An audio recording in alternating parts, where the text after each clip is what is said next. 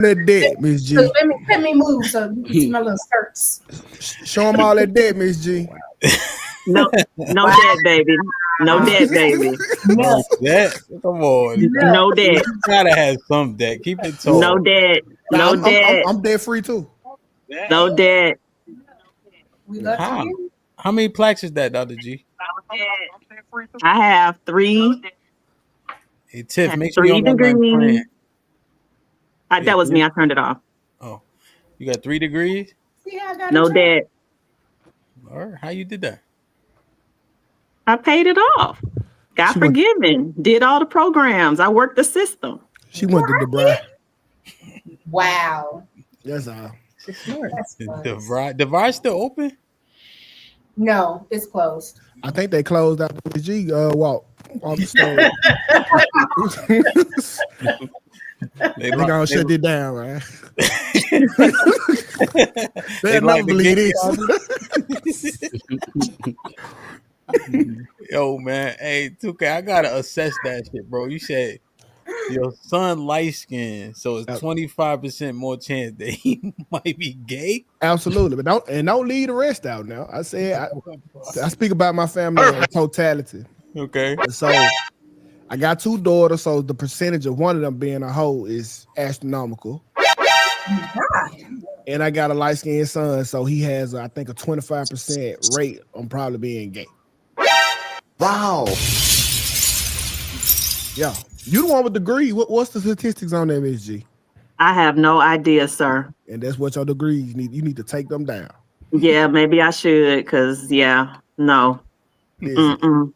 I'm foolishness. No, not foolish. I'm realistic.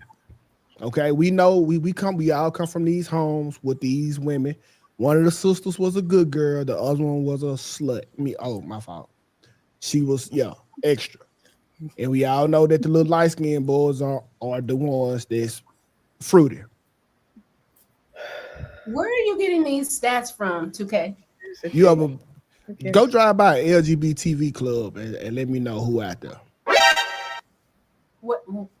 Where would I go? You know where they at? Nah, I don't. Okay. I wouldn't know that. Oh, okay. I don't know. I mean, you have a lot of information, so I just wanted to see where you were verifying this information. Nah. Like, share, subscribe, tell a friend to tell a friend. Hit that like button right now if you can. That helps the channel the most. DJ Hamp Stampede, we in the building.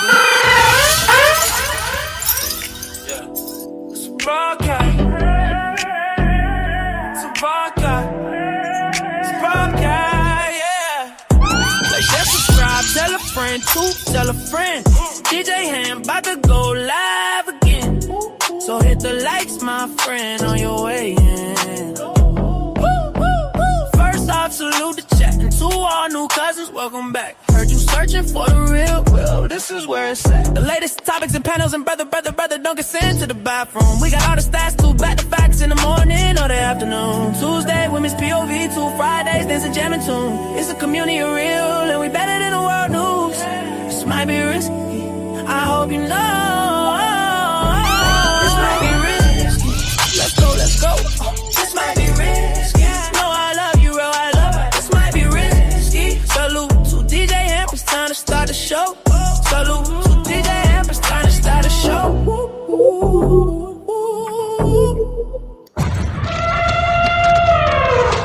It's a stampede!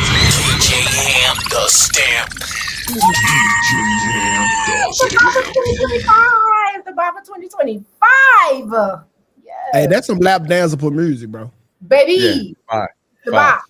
It's the Baba. Can we hear just one more time? Just one more quick time. Just real quick. One more time, please. One more time. No, ma'am. Shout out to my brother Fo, who put that in for me. You heard, man. Make sure you get in contact with him if you need something. I got his information and all that, man. This might be risky. This is actually show 200 for the original Wednesday night show. You know what I mean? The grind is real. You heard, man. I made special phone calls for today. You know what I mean? My brothers and my sisters obliged me. You know what I mean? So I'm humbled to be here. We've been having a lot of fun in the back. Pause. That's crazy. Hey, if she want to put that work in, I'm gonna let her. Okay. Wow. She don't. Love, what's popping? Love was goody. That's good. I didn't know this one, the 200 episode on Wednesday. I'm happy to be here. That's what's up. That's Indeed, what's up. man. How you? Everything golden? It gotta be good for me to be here because I came out of retirement for you. Indeed. Well, yeah, you owe. 2K in the building. What's popping? Yeah. How you? Man, good, bro. Working on my doctorate degree, trying to fill up the wall, bro. Word. Yo, what's your channel on Kick? How do we find that shit? Talks with 2K, and you just look for the ratchet shit. I'm gonna pop right up, bro. Talk to 2K. All right, we need the link. Put the link in the private chat. Will do. I mean, my brother 2K in the building. Dr. G, what's goody? What's up with you? It's all good. Everything's golden. No doubt. What's up with the red lipstick and all that? Y'all straight? Who is y'all? What are you talking about? I'm going through out there, man. Wow. Dr. Obi Allen in the building. It's shaking. What's good, brother? Appreciate the invite, man. Man, I appreciate you being here. Everything golden, you all right? Yes, sir. We living good. Hey, man, we had a hell of an episode. I was blessed to be over there on One Talk. What was that, like a month ago? Yeah, about a month and a half. Yeah. Word is born, man. They're gonna cycle the link. I know y'all know Alan and all that. I know y'all know too. I know y'all know everybody here, but we're gonna cycle the link. Make sure we go cross-contaminate and all that. You know what I mean? My brother Mr. Mims in the building.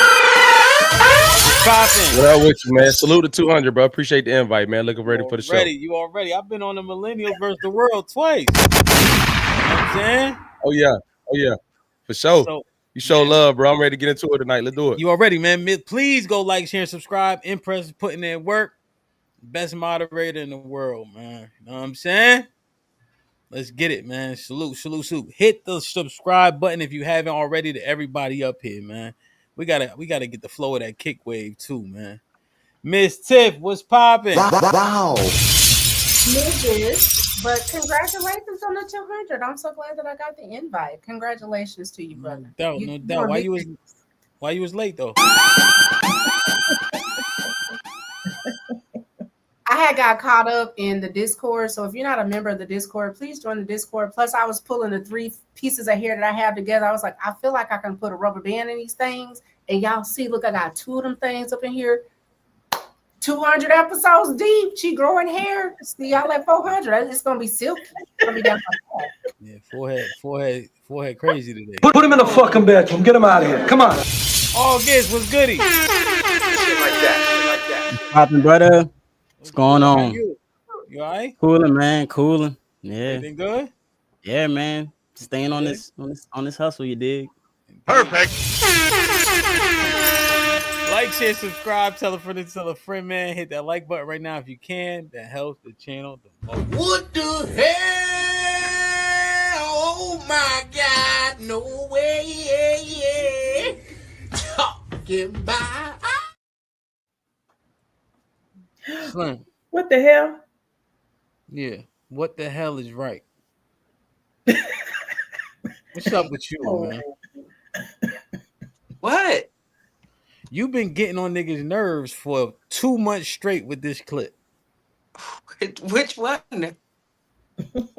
Alan, please listen close to this diabolical shit right Oh my here. God. I didn't come on for this. I know, 2K, right? listen to this. Okay?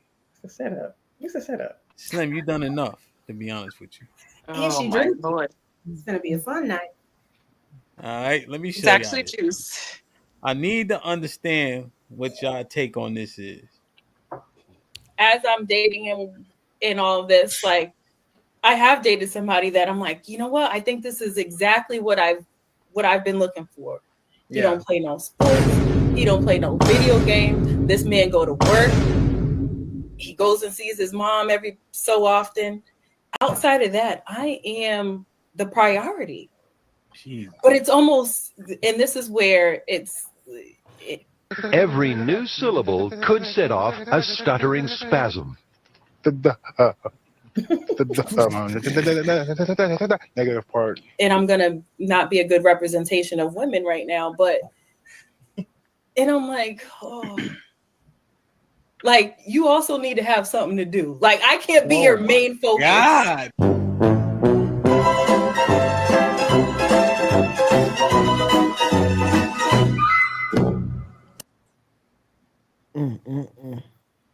That's a real clip. That's not AI, Mims. Shout out to my girl Slim. It's crazy. It's crazy edited, but yeah. No, there's no edit. Nothing that you said was perverse in any way, shape, or form. Okay. Right? We only added the stutter guy and the explosions. Right? Pause. Yeah. So what do you actually want from me? I don't fucking know. I don't remember what the context of the conversation was, honestly.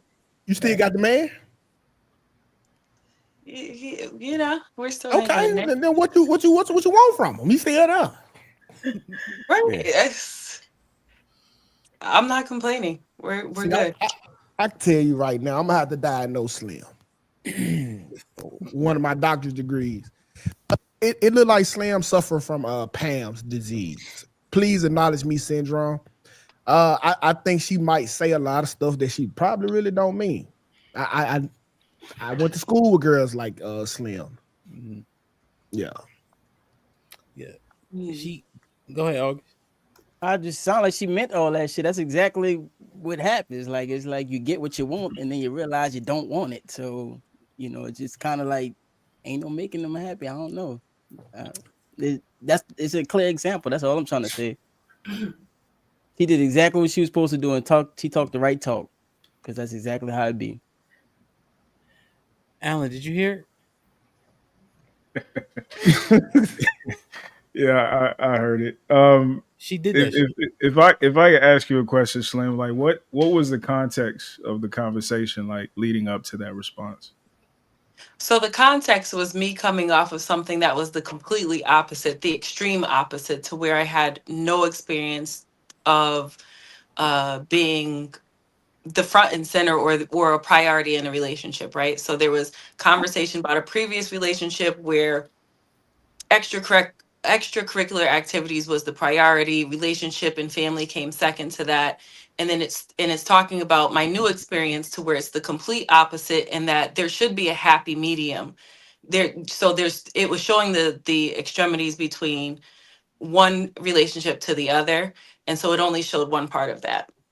So there should be a happy medium, right? Like you don't necessarily want somebody that ignores you completely, but you also don't want somebody that just makes you their entire life. You should still be able to have, you need to have your own focus, right? But within reason.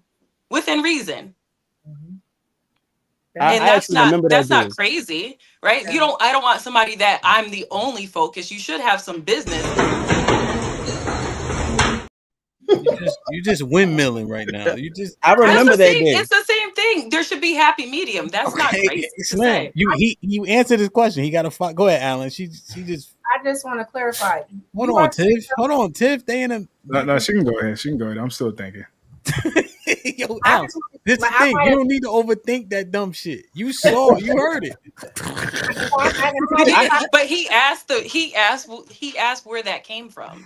Right. And so you didn't play the previous part where we were talking about the relationship prior to that and how I got to the new relationship and how I felt like there should be a medium. There should be a medium. Okay. But can you follow through? You are the same person that drove on the football field though, too, right? Yes. I'm the same person that what? Drove on the football field. Again, context matters. But yes. She drove on a context matters, but yes. I remember that episode. I remember it. That one stands out to me. Hamp remembers the game, and Hamp agrees with that my actions were just fine. How you said that? Wait, Hamp right here. Hamp, you agreed? Hamp, you agreed? Hamp agreed. Now, this is the game they play, Mims. There is no context needed to understand a car doesn't belong on the football field. You see what I'm saying? Yeah, for sure. There's nothing we missing. But I want to go. Can we go back? Go ahead. Talk your shit. Can we go back for a second? So the relationship before that was the other extreme. If you don't mind me asking, who left who? And that one that you experienced that the opposite extreme? Um, How did it end?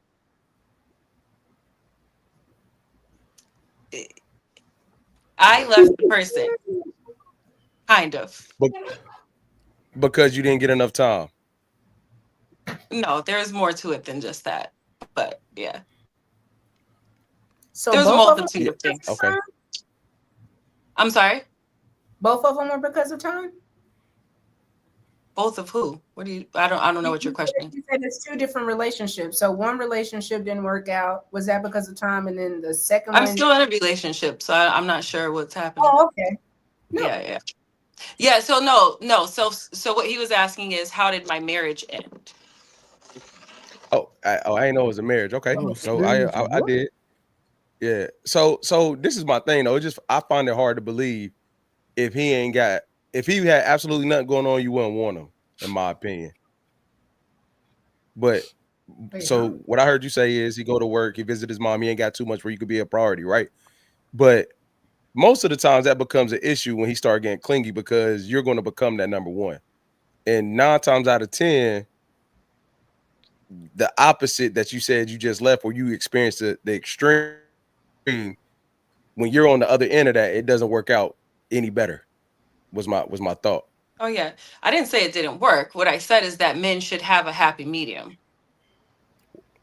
Yeah, men And should you have a should happy what? medium. Like there shouldn't be.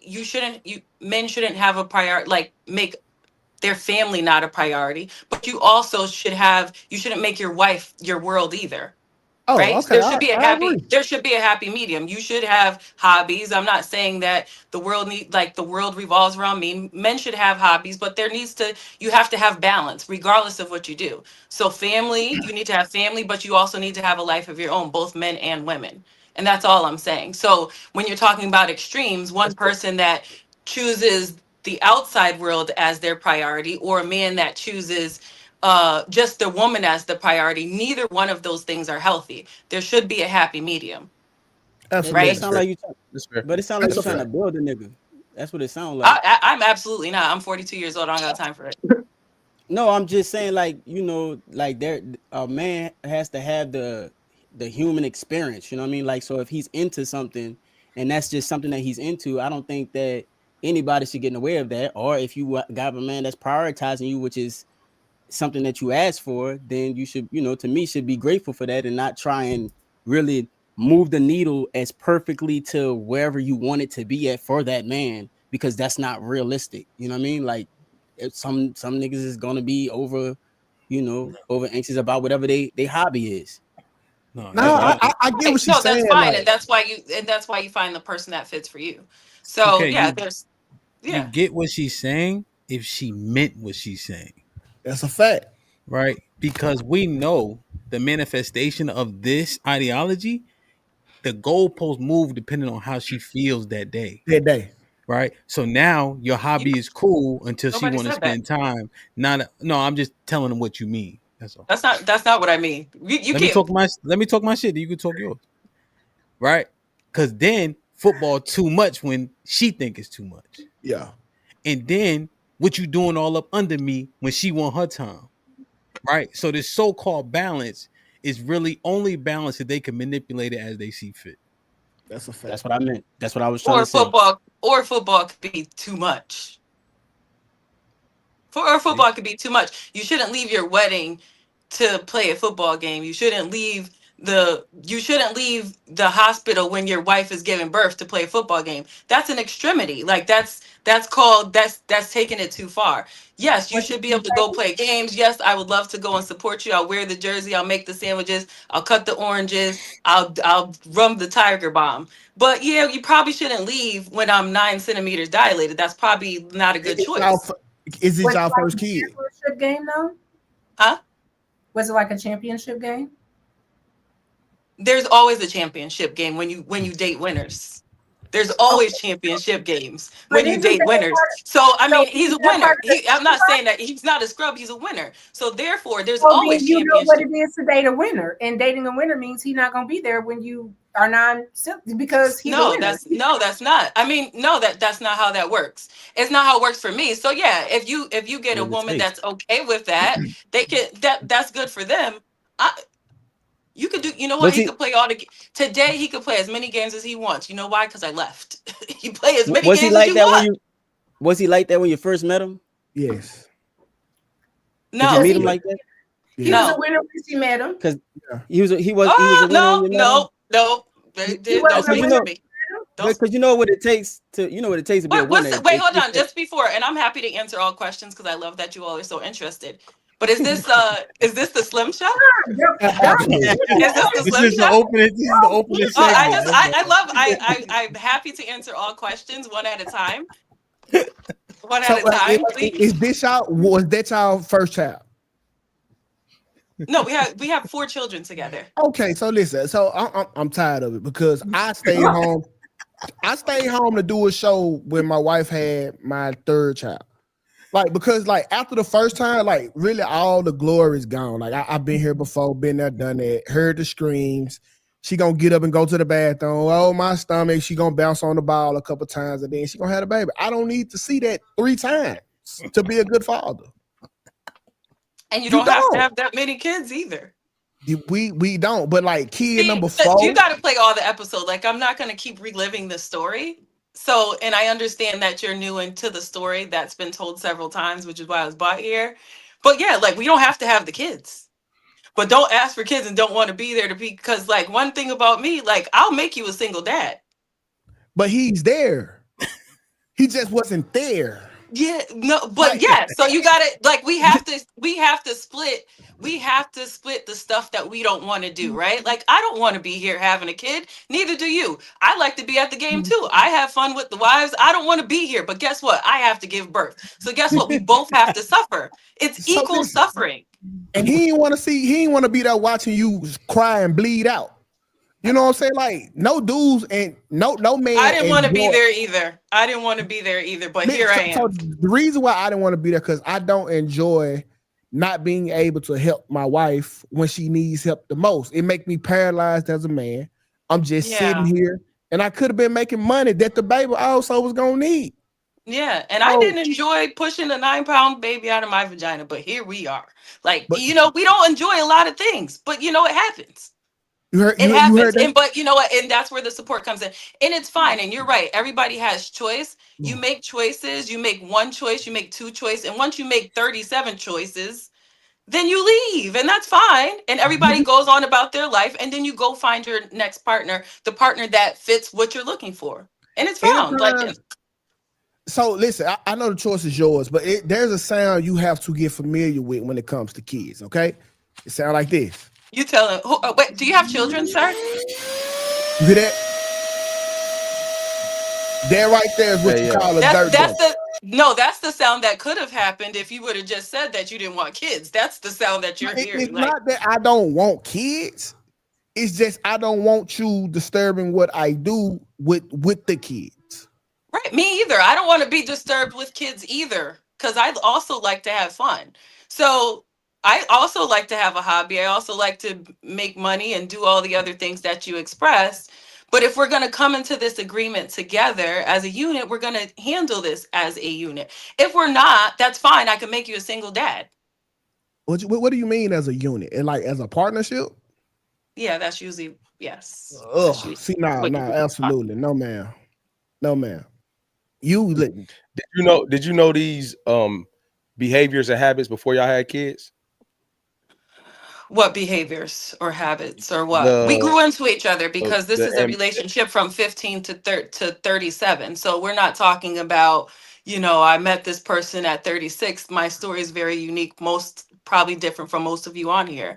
So this is a high school love affair that lasted long for a good amount of time, right? So we're talking about children that grew into adulthood. So there was many different levels and evolutions and different stages of who we both were. So yeah, who he was at 17 wasn't who he was at 25. Who he was at 25 wasn't who he was at 33, because there was a lot of growth and during that time. So no, I'm not a person that got married at 33 and then at 36 decided this wasn't the man. No. That changes. And unless you had that experience, there's not really anything that you could tell me about it. Okay, so my question would be, before you had kids, y'all grew up, y'all got together in high school, grew up, the time to have kids came. whatever situation that made him busy. My two questions: did it make money? And did you know this before y'all had kids? Whatever the busyness was. No, playing Whatever football took him doesn't away make from the money. It's crib. you spend money because you just travel. It's a hobby. And there's nothing wrong with hobbies. It has nothing to do with money. Financial wasn't the Oh, that's issue. okay. Yeah. Okay. The financial standpoint wasn't the issue. Right. I And ain't and gonna- football wasn't the issue. It's crazy because now I love football. I went to a football game on a work week on 8 o'clock last Thursday. I was at the Patriots game. So like something that I used to hate, I enjoy because it's no longer, I'm not forced into it, right? But I grew a love for the game. It's just not the center of my life anymore. And so I get to enjoy it at my leisure. Was he one of them D1 athletes that got hurt in college and never went pro? No, he was probably an athlete that gave up his career to have a family. What? Like he would have went pro if it weren't for you? No, there's no pro. There's no pro. Okay, well, yeah, But, I get it. Yeah, To there's me, no pro, but I'm with maybe you then. like you That's never know lame. where things could have landed if you just don't know, right? Yeah, I get You it. leave That's college, lame. you sell Let your me do chain, this. leave college, you buy the girl that you love a wedding ring, you get married, and you choose your family, and that's there's that. But then you still have a love for a game. You have family. You do this, you do that, and that's fine. Our family is Yeah, the nigga good, wasn't and there's going nothing pro. wrong with playing the game, but it can't be. He was never gonna get to Unless you college. unless you know the extremities, which is why Hemp is not saying anything. There's regular football players, and then there's what I have. Wow. There's regular, and then there's. But next topic. I had one other question. That was it. I just have because I'm in a long-term relationship too. All right, so real quick, Alan, did you have anything on this? No, all I'm gonna say is because I can't speak to her situation specifically because I don't know her. I don't know her situation. I think what I'm hearing is I think part of the dysfunction between like men and women is like our expectations of each other, I think, are incongruent, right? Like I think what a lot of women expect from men is something that they should be used to from other women, like being multiple conflicting things simultaneously. But the reality is like most men tend to be very myopic, right? Like the dude who is super family oriented might not necessarily be the guy making a bunch of money. The dude making a bunch of money, ambitious, might not be the guy who's super family oriented. So I feel like what I'm really interested in is conversations kind of bridging that gap of understanding. So like men aren't expecting women who play 2K with them, and women aren't expecting men who get their nails done with them. But I mean, I think a lot of young people these days are uninspired by relationships because of some of these incongruent expectations.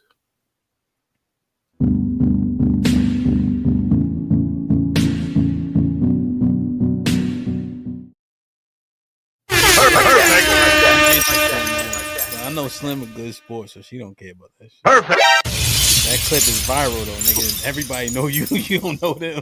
Perfect. Fat boy with the 50 ball says, Dr. G glowing. Is she? Okay, I see you, Dr. G. Wow. Shit like that. Salute the fat boy in the building with the first 50 ball of the evening. And when I'm feeling broke, E and J by my side, Henny like $40. This shit like 25.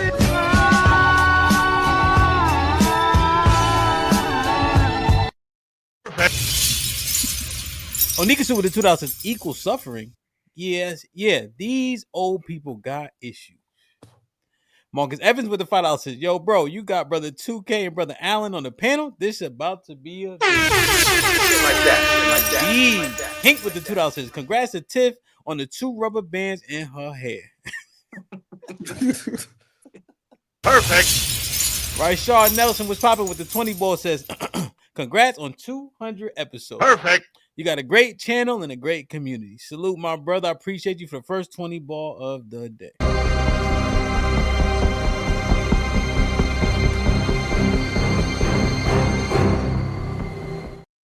didn't fit. Chaotic Truth was popping with the 10 ounces. Our ancestors were losers. Who cares about what those ghost bum losers would think? That's a fact. Like, share, subscribe, tell a friend, man. Hit that like button right now if you can. It helps the channel the most. When I'm traveling. When I'm traveling. When I'm traveling. So, Love, question. When you first presented this topic, what was your thought behind it?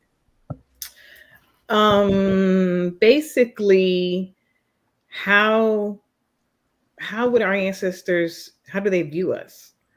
And how do we show up in the way in which we show up in society, in the community? Would they be proud? Yeah. So there's a few different segments, right? I think it's pretty easy to kind of divide them up. So I use Chat GPT, right? Just to look at a few different things, in the US and how we seemingly show up, right? Financially, maybe I don't even need to pull up the Chat GPT. When you look at our income, let's say per household and etc., we generally rank at the bottom of most things. Right? Like, as an example, let me pull it up. Right? So this one here, right? You see my prompt. So households headed by someone who is Black make up about 13.6% of the population, right? Median wealth net worth for Black households, 24,520 compared to white households of 250,400.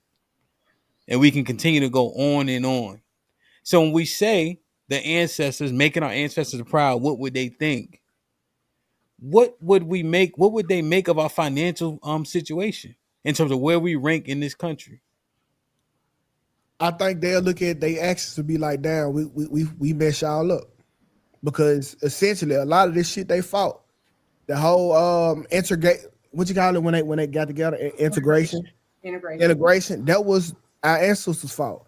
I know after tragedies happened like Black Wall Street, they got together and say, you know what, we just gonna ride the white folk bus. They were having all these sit-ins so they can eat this nasty ass white food.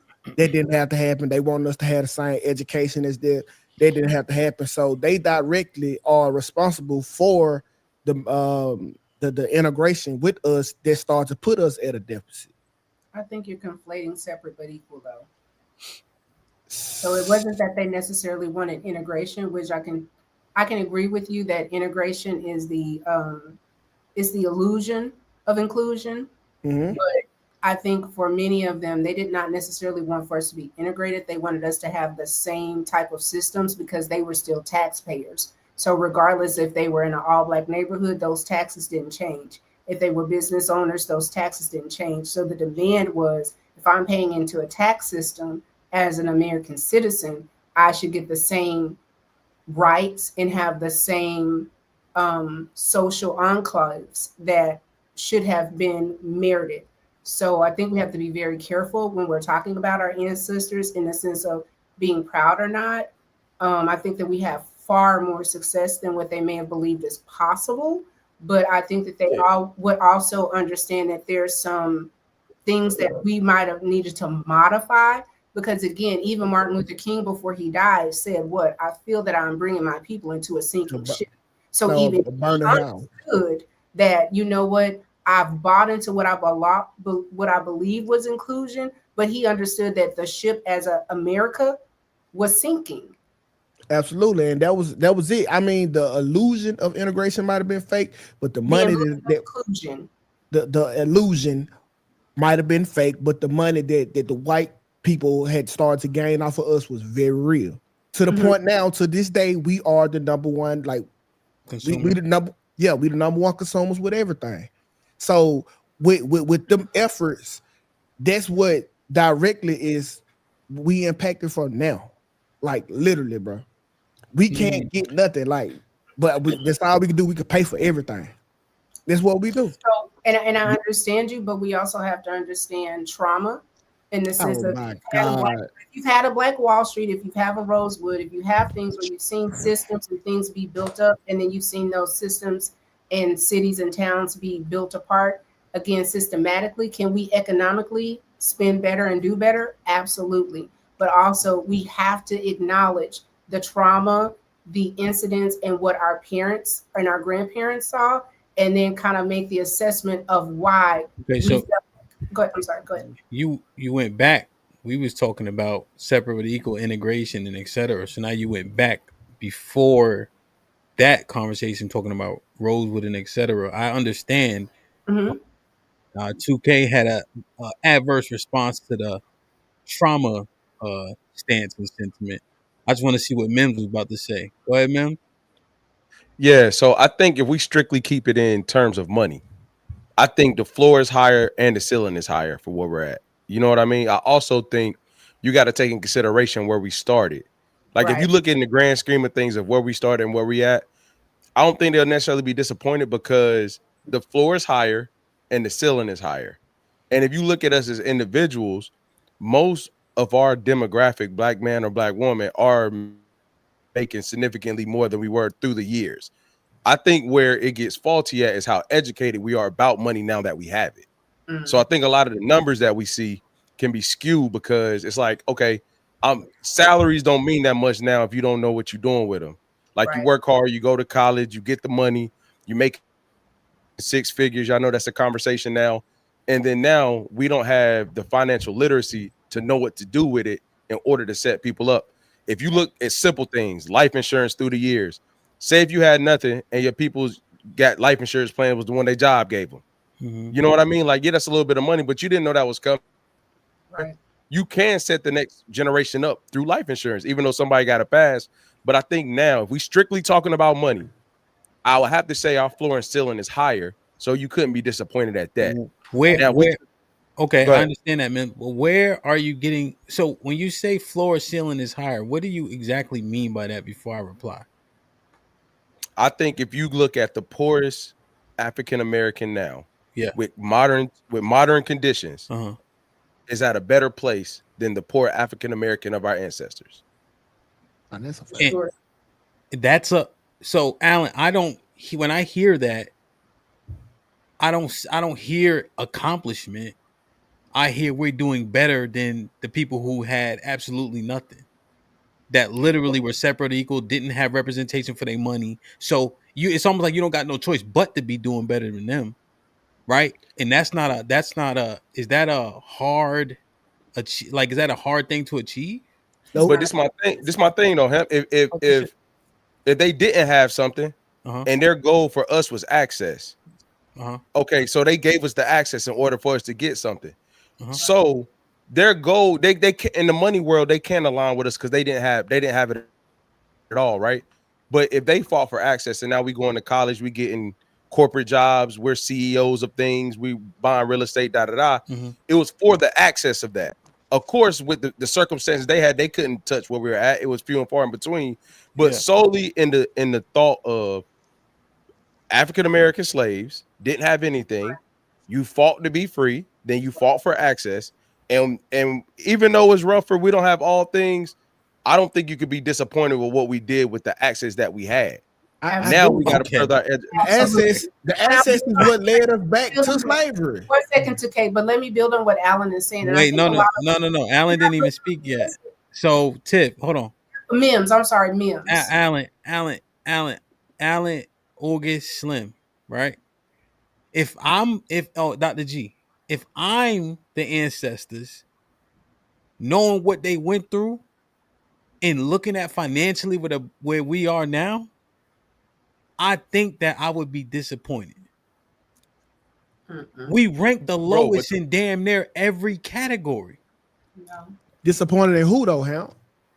Us or them? The niggas on the screen.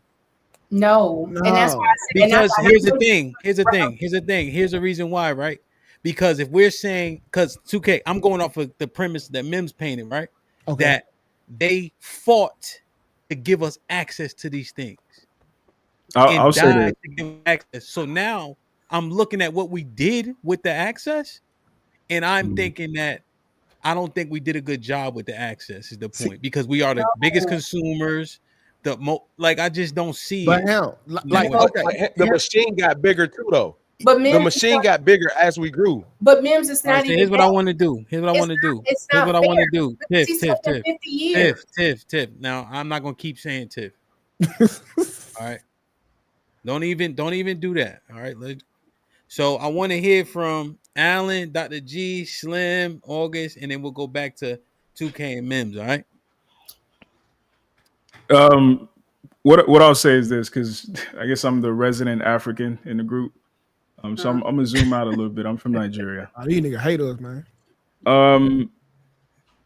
I think we have to have some grace with our ancestors, only because, like, when you look at the system globally, Western institutions, Western infrastructure is predicated on our dysfunction, right? So, like, when we talk about the importance of Rosewood, Black Wall Street, even now in the Congo, like, we have to be dysfunctional for them to maintain their supremacy, right? So there is every incentive for them to dismantle any progress that we make, right? So from that standpoint, a lot of the people back in the day, like, some people talk about W.E.B. Du Bois's critiques of people like Marcus Garvey. The reality is, like, a lot of what was possible back in the day was simply prioritizing survival, right? Like, people glamorize this idea of, like, Black sovereignty, but you can't have sovereignty in another man's house, right? And unfortunately, this is where I will shift the blame to us. I feel like, going back to my earlier point, I feel like our expectations of how the world functions are inappropriate, right? Somebody told me the reason it's called a race is because it's a competition, right? Every other race of people understands this, but us, it seems like. I feel like we prioritize harmony, we prioritize fairness, we prioritize equity and empathy. And the entire time, white people prioritize progress. And I feel like we haven't made the decisions, some ugly decisions that would be necessary to gain the sovereignty that we so seek. So we continuously are in this position where we have to play within their sandbox, right? So we have to be graceful with our ancestors, but we also have to be critical of ourselves. And, like, one of the things brothers brought up was, we make more money than ever before. We're also in more debt than ever before. We're also on more medications than ever before. We're also lonelier than ever before. We're also having less children than ever before. So when you adjust for inflation, you adjust for quality, we are doing worse, right? And part of our issue as Black folks, and this is true for Nigerians, this is true for Congolese, South Africans, we are so preoccupied with how things look that we sometimes dismiss or overlook what things really are. And the reality is, everybody needs us on our knees to maintain their institutions. And all we need to do is stand up. But we keep justifying the fact that we used to be on our backs, right? So I just wanted to put that in some context for us. Yeah, 100%. And Alan, would you say the majority of the time we focus on the perception? Yeah, 100%. Yeah. Dr. And G? bigger cities are worse. Atlanta, the Houstons, the New Yorks. Oh, yeah. 100%. Dr. G? And that's a marinate. I should let that marinate, but I want to move it around a little bit.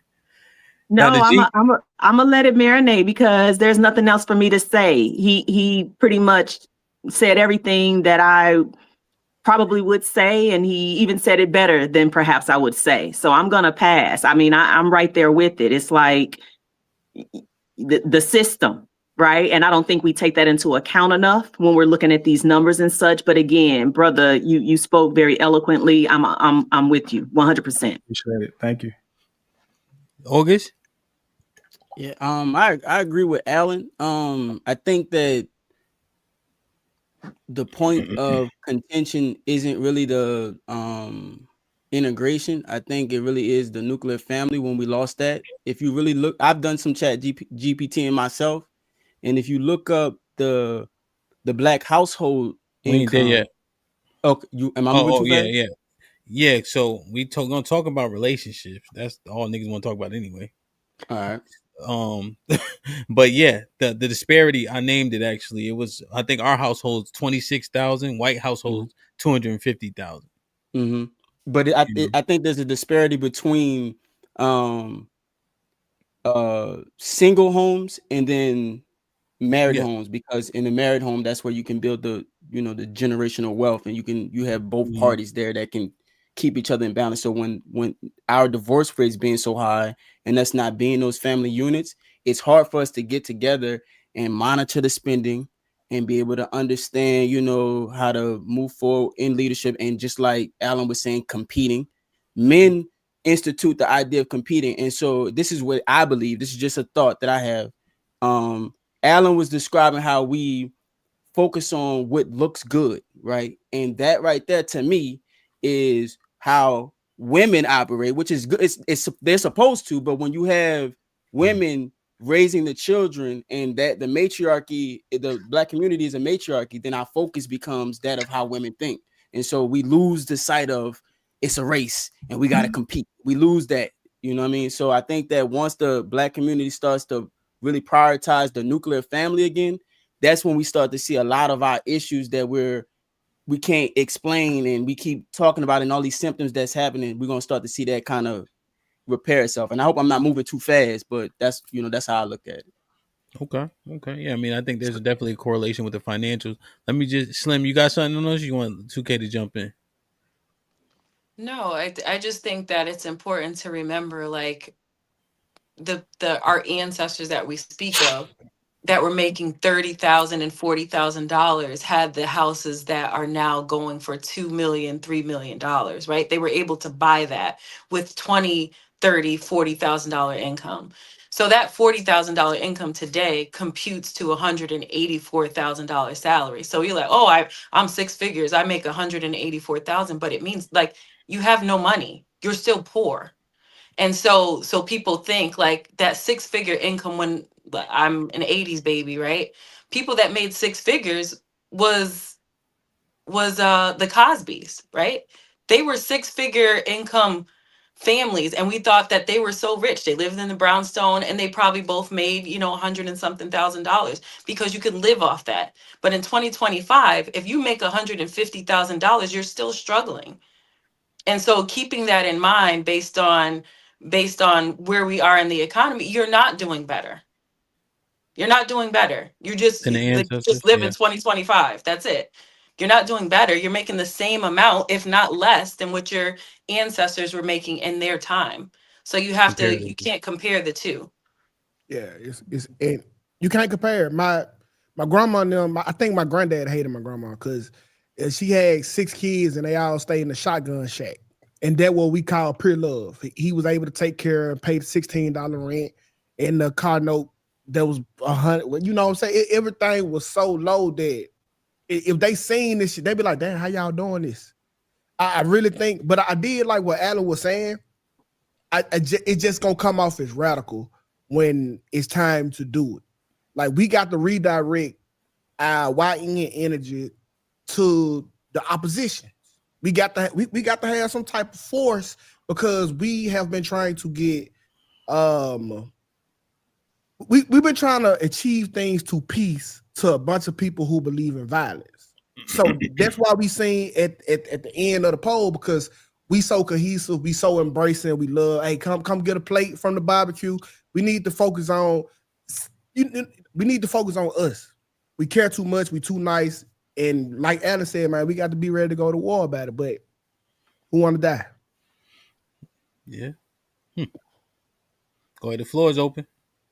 I hear you too, Kid, but I think I think it's a different type of war. That's like an old playbook to a new style of war right now. I think the new style of war is being educated on like this AI technology, understanding where to position yourself effectively to be able to make the most money. If you're talking about diverting the YN energy, I think the most effective way, because we 17% or 18% of the population, so we losing off rip. You know what I'm saying? 14%.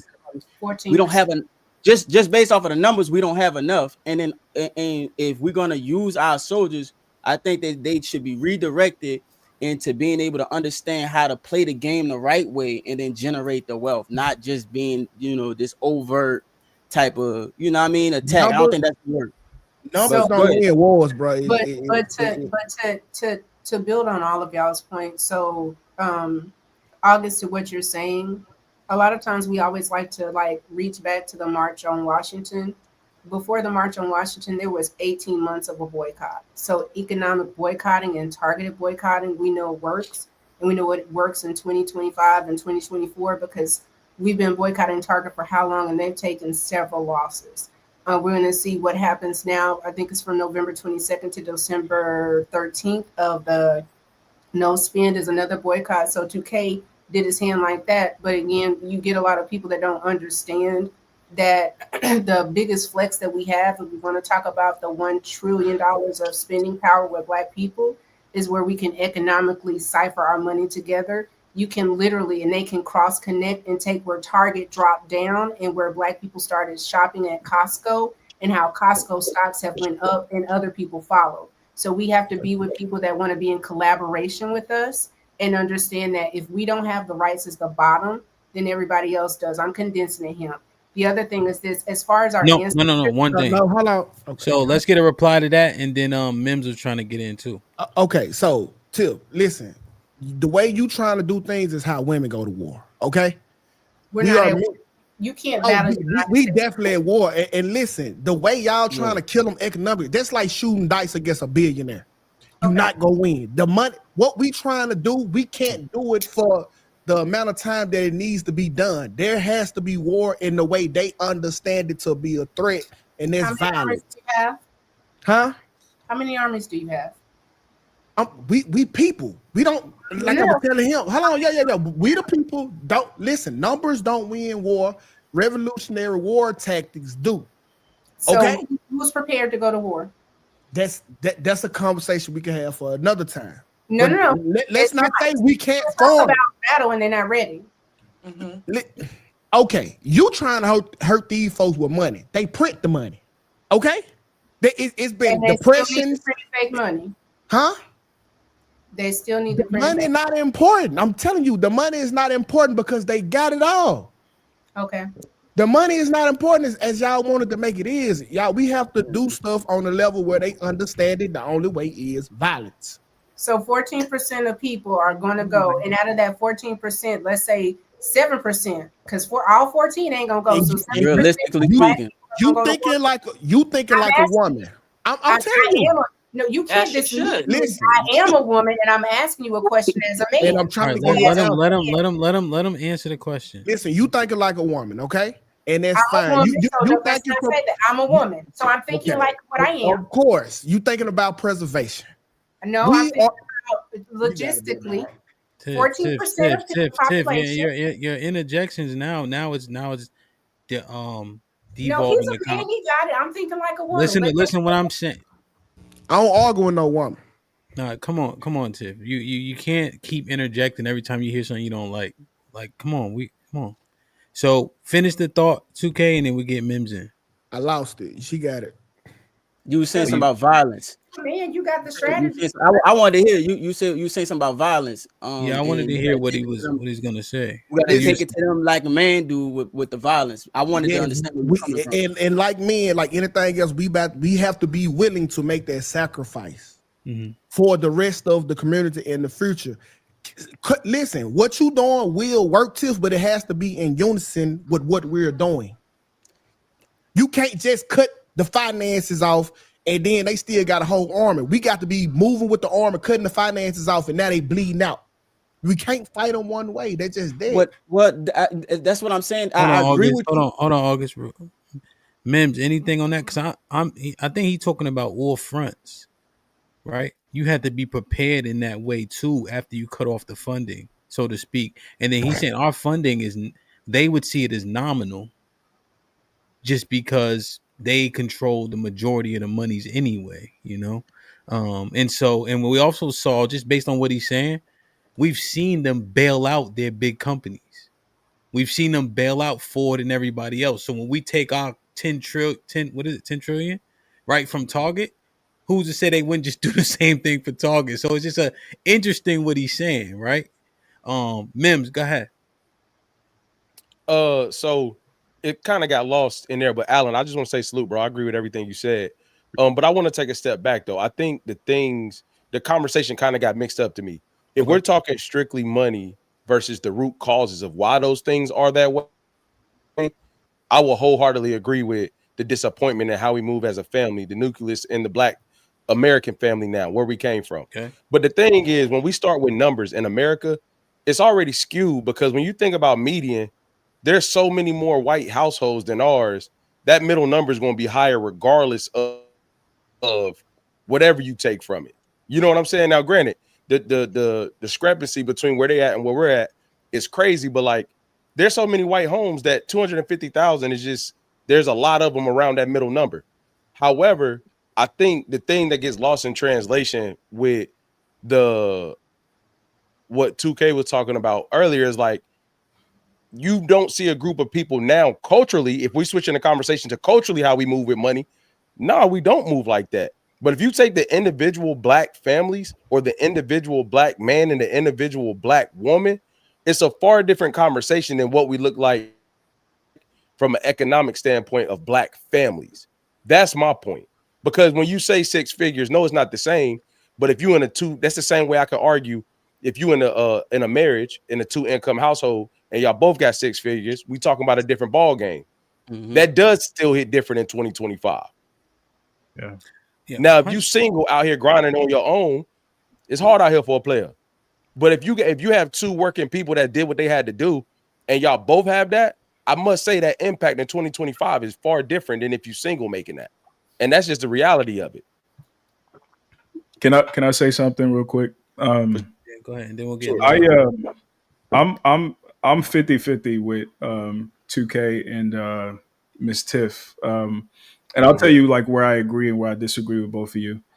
I agree with 2K that what's necessary is going to be like a masculine posture, right? So we can talk about like how much our grandparents or our ancestors made relative to how much we make today, but the reality is their expenses were lower, right? Like my daughter is in Catholic school. I know how much that cost me versus back in the day, she probably would have been homeschooled by her mom, her grandma, etc. Right. So part of us focusing on what shit looks like is often we focus on income, not what is leaving our bank account. Right. And what's leaving from a financial standpoint is more significant than what comes in. Where I disagree is I don't think we're prepared for overt warfare. I agree. Right. For two reasons. Number one, and Killer Mike talked about this. He said, how many of you guys shoot once a week? How many of you guys know how to hunt? How many of you guys know how to fish? How many of you guys are electricians or HVAC techs or farmers, et cetera, et cetera? Like the things that are necessary for actual overt war, particularly when you don't have the numbers. Black people are at large, at scale, incapable and unwilling to do and be those things, right? Secondly, one of the greatest warriors in African history, his name was Shaka Zulu. Y'all probably heard about him. Shaka Zulu, when South Africa was first invaded by the British, he won. He conquered them, right? And I was watching this documentary by a white dude, and he said straight up, he said, the second time we came, Shaka and his army got cocky. They did the same thing that they did before. So it was easy for us to beat them. Right. So going back to me thinking or me talking about how idealistic we are as a people, this isn't unique to like modern day African Americans. This is culturally Black people tend to not modify ourselves and our tactics for the enemy as it is. Right. We imagine what things should be, including our enemy, and then we create ideal scenarios to tackle it, whether or not it's effective. With Ms. Tiff, where I agree is I think the strategy that's necessary is going to have to be covert, right? So I look at like the Hasidic Jewish community who owns damn near half of New York, half of LA. They don't really say nothing. They wear their big ass hats with their black and white. They wives have wigs on and they go about their business. But like they got the hospitals, they got the schools, they got the taxi services, they got the ambulances, etc. So I think we're going to have to be covert. Where I disagree with you is um, the money piece is not as significant as we think, right? Like a lot of people think, you know, boycotting, for instance, the NFL Mhm. was going to make a difference, right? Mhm. Uh, they didn't realize, like when Colin Kaepernick and the whole thing was going on, they didn't realize that white folks were also boycotting the NFL for allowing that stuff to happen. And when Mhm. you look at their customer base, it's not us. Like Mhm. black people love football, but at the end of the day, like if our dollar stopped flowing, they've got alternatives. Matter of fact, they've got people who are ready and willing to take our place. So I think we can't afford to be super idealistic about these things. I think what we need to prioritize is family. Mhm. I think what we need to prioritize is like, you know, getting smart about money. Mhm. And more than anything, I want to introduce this to y'all. Somebody said that I think Outkast was inducted into the Rock and Roll Hall of Fame recently, Mhm. right? Yeah. Last week. The reality that we're going to have to reckon with is, as black folks, the height of our accomplishment is their validation. Factuals. Um. Like the even you know Burna Boy as a Nigerian artist, his most proud achievement is winning a Grammy. Stupid. Our best, the Sidney Poitiers, the Denzels, their proudest achievement is winning an Oscar, right? So until we can divorce ourselves from their imagination, shoot, our women, white dress walking down the aisle, that is a European traditional wedding. Diamonds, it was invented by De Beers, a European company that was exploiting South Africa. Like a lot of what we think of as our dream is simply inserting ourselves into their institution. So no matter how much we fight, no matter how much we boycott, so long as their idea of everything remains our ideals, Mhm. it's not going to matter because we're basically Oreos. We're black on the outside, but really we're white on the inside. And when you're saying, are you saying our? Love, what you think? Our in the sense of I can't say Hold on, Tiff. black Love, people. what you think? You I haven't spoken yet. have said it any better. All the points you made, Alan, I can expound upon them and give many examples to support what you said. And thank you. Like I let that breathe because you're right. I mean, the whole NFL thing, you're right. That's why they're expanding now to different countries. They don't need our dollars. We play NFL. We don't own it. Like we're not the biggest ticket holders. We are the players. We are the entertainment. They own it. They go to the games. They buy the jerseys and whatnot, the authentic jerseys. And they're going into Spain and Mexico and London and all that because they're showing us without telling us we can be replaced. And I love the fact about being covert. We talk too much. There are certain things that we need to stop. We need to gatekeep some things. We talk too much and let them know what we're thinking, what we're doing, where we're going, or where we want to go. Here's our plans. And they be like, thank you. And they cut us off at the pass. We talk too doggone much. And Yo, covertness, I totally agree with that. We're too trusting. You don't agree with the war? Say it again, 2K. You don't agree with war? Yeah, of course. All right. We need to go to war. I'm talking about we need to be covert. I didn't say don't go to war. I'm saying, yeah, we need to go to war and strategize covertly and stop letting them know our every move. Gatekeep some things. We ain't got to be inclusive or inclusion. Like F that. Go ahead. so Hank. I Because we created know this. we're Yeah, I got you. I just want to say, right, we talking about, how we talking, and 2K. That's one of my points where I was saying, we always saying enemy this, enemy that, right? Everybody against us, but we the most overweight, right? We don't have the resources, right? We can't fight, shoot, fish, hunt, trap. That's fake outrage to me. Yeah. You can't do any of that stuff, but you acting like everybody your enemy. Don't sound like you sound like you comfortable. Your own worst enemy, honestly. Our own worst enemy. We created with my coach. He's a Army Ranger. He still does now. He goes and gets kids who have been kidnapped and such in South America.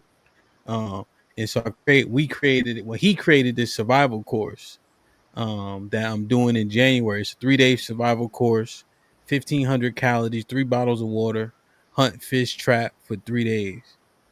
So I'll drop the link in the chat if anybody interested. That's dope. Otherwise, That's real good. So can I say one thing? Because I see the comment. Then we got two more. We got two more topics. So this one is dope, man. We got to make sure Miss Tiff get in. Go ahead, 2K. Now I see a lot of people in the comments talking about winning the war. Sometimes the war get won just letting you know that you ain't scared to fight it. So I just want y'all to plant the seed. Y'all got that loser fucking complex. And so the first time a fight is about to come on, man, we can't win this, and they see that. So y'all got to stop saying, well, we ain't gonna win. Just shut up and just let us do it, bro. You know 2K on that point, right? The Battle of Bunker Hill. Y'all heard of that one before? I am. So the United States lost that battle particularly in terms of just how many soldiers got lost. But one of the key generals for the British was mortally wounded by a black man actually named Salem Poor. And that battle, even though the U.S. technically lost, was the turning point of that war. Mm-hmm. You know, so it just like what you're saying, like the iron. You know what I mean? The prophetic nature in what you're saying. Go ahead, Dr. G, and we're gonna go one more. Yeah, just real quick, it was just a piggyback on what Love offered in that, we know we're being studied, we're being watched, and it's not even hard anymore now that these platforms are so prevalent, right? Where we get up here and talk about everything, what we like, what we don't like, and this and that and the other.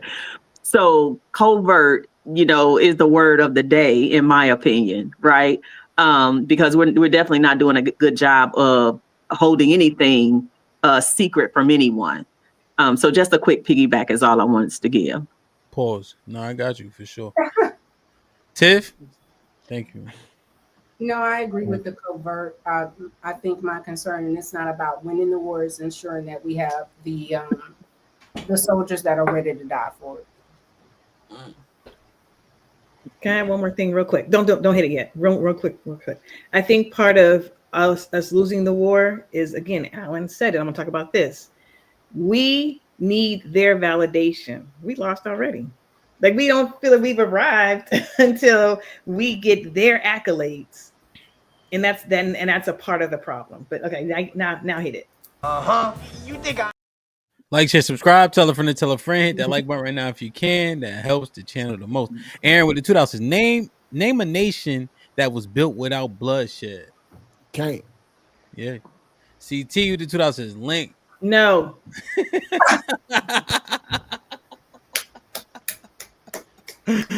Yo, man, maybe later, man. Aaron with the $2. Did we forget we still trying to prevent 2053? Y'all know about the 2053 potential, right? Mm-hmm. Where 2053, black people be a permanent underclass, CJ with the $2. Shout out to DJ. Me? Okay. 2K, August, Dr. G, and the rest. CJ was popping. Cali Bev with the $2. Separate wasn't equal, hence integration. Turn on the AC with the $2. Tiff smoking a humidifier. What she got going on up there? It's an incense. I'm gonna burn my sage. Damn, man. Hit the like button, hit the like button, hit the like button, man. Salute. With me.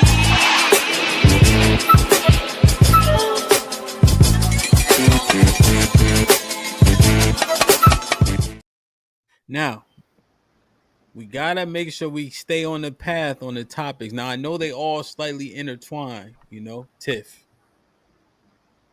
August. But we gotta try to stay there. Because remember, how would the ancestors feel if they saw us now? The sentiment about us is that our neighborhoods are crime infested, crime ridden. You see this black fatigue shit everywhere. This lady called a boy with Down syndrome a nigger and raised $1 million in 4 days. Right?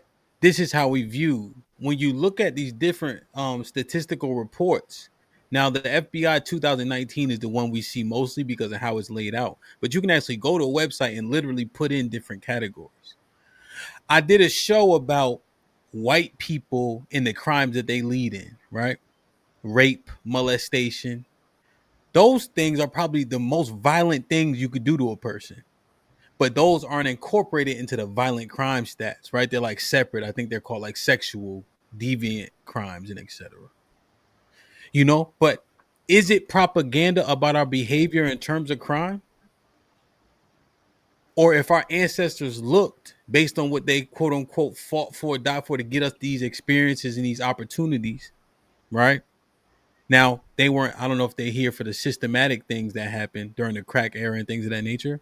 But the truth is, and I got to say this out loud, did we just continue to perpetuate the things that they put on us?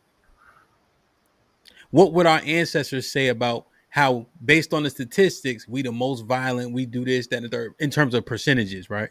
We understand volume wise, it's just so many white people per capita, right? Yeah, but per capita wise, percentage wise, it looks like we overrepresent in a whole lot of different categories. Would the ancestors be ashamed? You want me? But are we overrepresented or are we over prosecuted? So like, is the numbers are skewed? Right. The numbers are skewed. Facts. I think we right where we supposed to be at. As far as time free. So if you studied white people when they became free, at some point they had a whole cowboy era where they was going crazy, shooting each other, robbing banks and such. Well, we are late to the race. All right, we was at the gate when they shot the gun and we couldn't run. So now that it feel like we trying to catch up with civilization, and here is our wild west time. But because there's somebody that's all the way that way and look back and say, damn, look at them fucking up, when nobody there to really criticize them for the wild west that they went through. So this is what I want y'all to do. Can you ask ChatGPT about this? The first 100 years after being free from the British versus our first 100 years after being free from slavery, what does that look like in comparison of time? Because at some point we have to jump these hurdles as a civilization. Well, 2K, they wasn't slaves though. They just wanted to practice a different religion. They was in somewhat of a bondage though.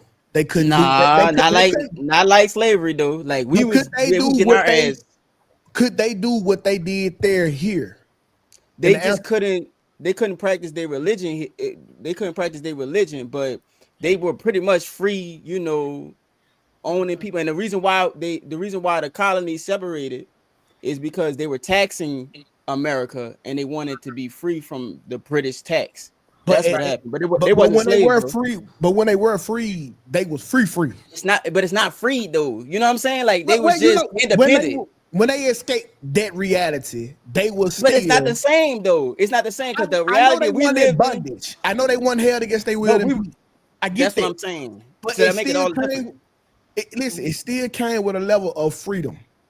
That they had to make the constitutions. They made the rules. It's different though, bro. I'm telling you, it's way different. Like imagine waking up from dawn to dusk, working your ass off for nothing, and then if you even slow down, they whipping your ass. I mean, beating the dog shit out of you. You understand what I'm saying? They castrating you and you know what I'm saying, breaking your ass.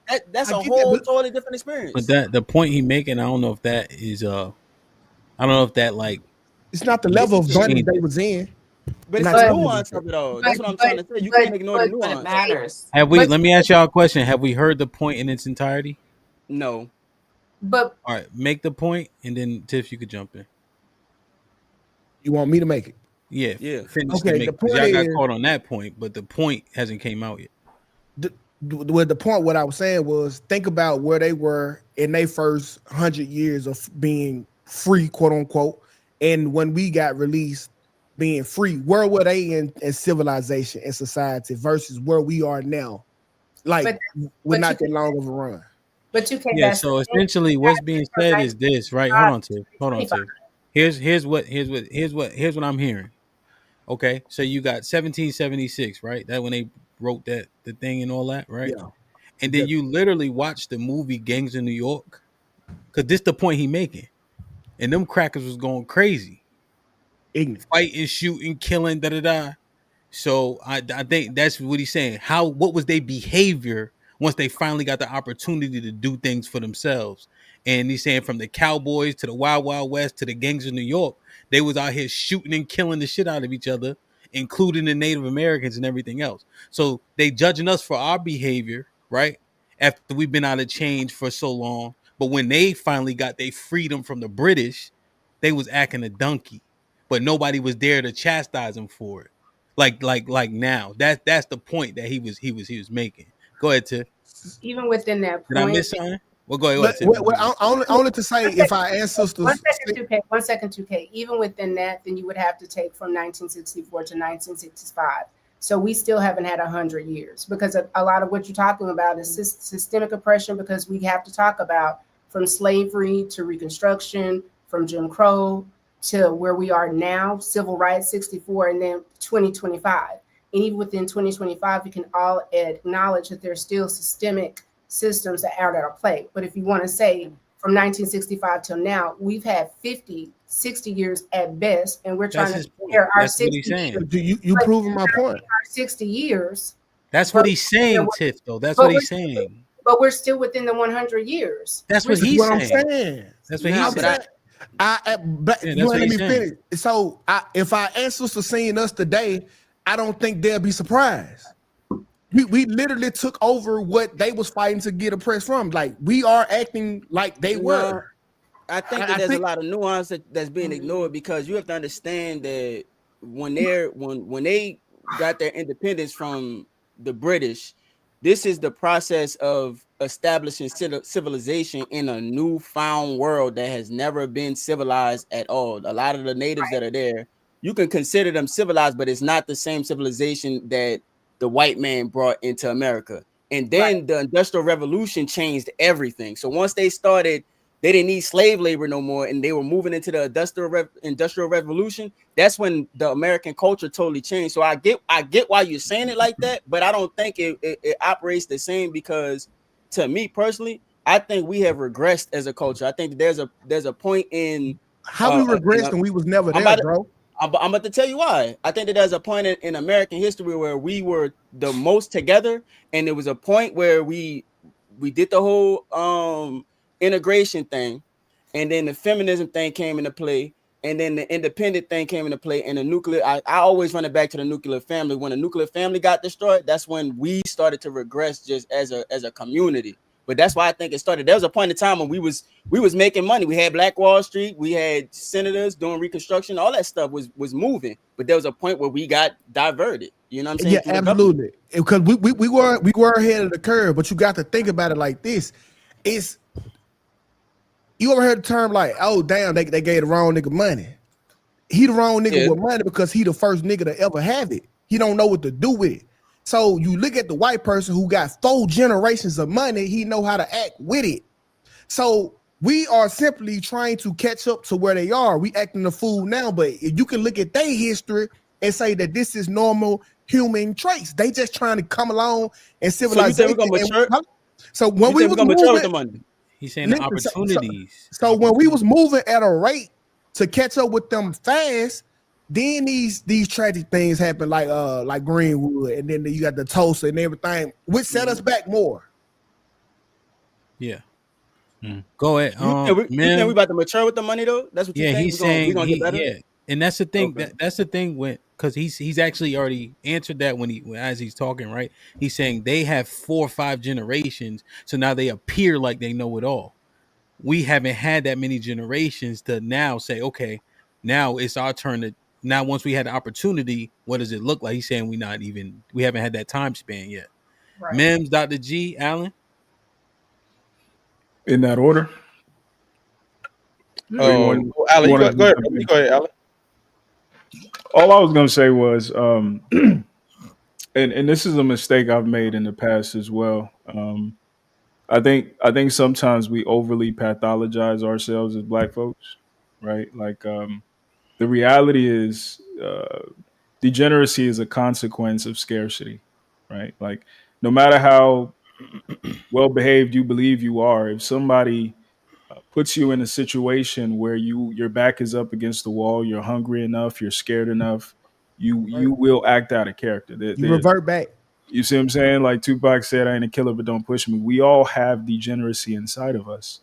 So I say all that to say, like, sometimes I think for us to imagine better, we can't continue to believe and regurgitate their narratives about YNs or about, even Nigerians being corrupt or whatever the case may be, scammers, the whole nine.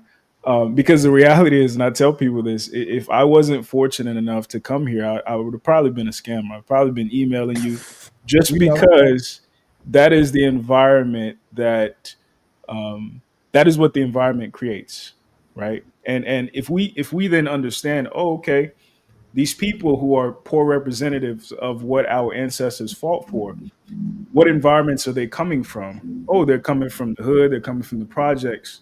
Oh, these environments were manufactured by the white power structure to maintain the dysfunction that continues to feed their institutions. I think again we downplay the fact that even now we talk about like mass incarceration. The reality is the reason mass incarceration is so prevalent is because a lot of the food packing industry relies on mass incarceration labor. A lot of the manufacturing industry relies on, like, if you have kids in school, the desks that they're sitting on were probably made by inmates, right? So we're playing the game of they don't like us, they hate us. No, they need us, and they need us to work for 2 cents an hour, right? So when we reshape that, I think it helps us better consider some of these stories that we believe of ourselves, and it inspires us, or at least I think it should inspire us to write different stories. I think like a mistake we're making right now is like we're celebrating things like Black Panther, we're celebrating things like The movie? yeah, Black Panther the movie, and we don't realize that at the end of the day, it's a black representation of a white man's imagination, right? So unless we're prioritizing ownership, we're prioritizing intellectual property, not just performance, not just looking the part. I think we continue to take one step forward and two steps back. So I would just encourage like all of us, anybody listening, like challenge your preconceptions about who black people are and why they are that way and who we can become and what that looks like outside of the context that white people have put us in. Who are the black people you speaking of? Like just black people diaspora wise or black Americans? No, diaspora wise. I would say Nigerians are worse, as Chaotic Live has approved on several occasions. I would say like globally, like the French national team that won the World Cup a couple years ago is full of Congolese players. Giannis Antetokounmpo was the MVP of the NBA. He's Nigerian. He didn't play for the Nigerian national team.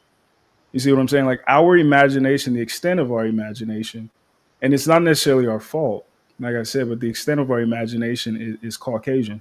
And until we tackle that, whatever else we talk about, it's going to lead us to a dead end. But Dr. Allen, don't you think part of that is the hour is not seen as an hour because the fact that we have a diaspora war is a thing. We don't see each other globally as the same. And I think that's particularly because we're still too idealistic about what camaraderie looks like, right? Whiteness wasn't created because British and Scottish people liked each other. It was created to maintain oligarchy in the South, right? So they saw the slaves getting along with the indentured servants who were right, and they're like, okay, if we can get them to identify with us, we can maintain control. So when you look at institutions like the Ku Klux Klan, their ancestors didn't own slaves. Their ancestors were on the field with us, but we were separated that way. So I say that to say white people were strategic about creating the concept of whiteness. We have to be strategic about creating the concept of blackness on a global scale. Do you think that that's something? So in that sense, before we can even try to tackle the white man, we have to understand how we are going to be together as a black unit. Do you think that other members of the diaspora are even open to that, or they have created or set the temperature so that black Americans can even want that? Because when you have bills like SB 500 passing, like delineation is real. So I think it goes back to my point about us believing some of the narratives. The best example I could think of is in Nigeria, shortly after my mom was born, I think 1965, there was the Biafran Civil War, right? the southeastern part of Nigeria tried to secede from Nigeria because we were being persecuted. I'm Igbo, so anybody you know that's Igbo, our side of Nigeria tried to secede. Um, the main Nigeria tried to starve us to death, and it did. Like a lot of the images people see of like the swollen bellies with kids with flies on their face, that was during that period of time. I Mhm. say all that to say the Biafran flag, and you can Google this. It's the Pan African flag with a sun in the middle. The Biafran Revolution was inspired by Marcus Garvey, a Jamaican who organized black folks in New York. If that isn't Pan Africanism, I don't know what is. Right? And a lot of Nigerians don't know that history. A lot of Jamaicans don't know that history. A lot of black folks here don't know that history. So we've been Pan African longer than we realize. I think we actually need to just get back to our roots and again put aside our differences to tackle our And I, mutual interests. and I hear you, but when you talk about Marcus Garvey, the people that did invest in him were Black Americans, and they taken Yes. a great. Talking about the Black Star, and it was one of the first Black stocks that was ever on Wall Street. So Yep. again, I think sometimes when we talk about getting together, there's a sting that a lot of Black Americans have felt by trying to partner with our brothers and sisters, either cross pond or our Caribbeans brothers Mhm. and sisters, to where it's like I've extended my hand so many times. I'm tired. I'm tired of extending and being slapped, or Yep. not you not recognizing the value of what we've done. I.e., Black people don't have culture. Mhm. So it's just one of the things to where like how do we? That's got to be mended, and I don't necessarily think it's on the side of Black Americans that need to do a lot of the mending. Yeah, because Mhm. y'all Yeah, scare me. Yeah. I'll say this and land my plane. Yeah, no, I before agree we with go you. to You agree with once me? Once Alan replies, I want to get Mims and Dr. G, and then I know Slim want to say something too. Yeah, I agree with you. I don't think it's necessarily like the burden is necessarily on African Americans. I Black will Americans.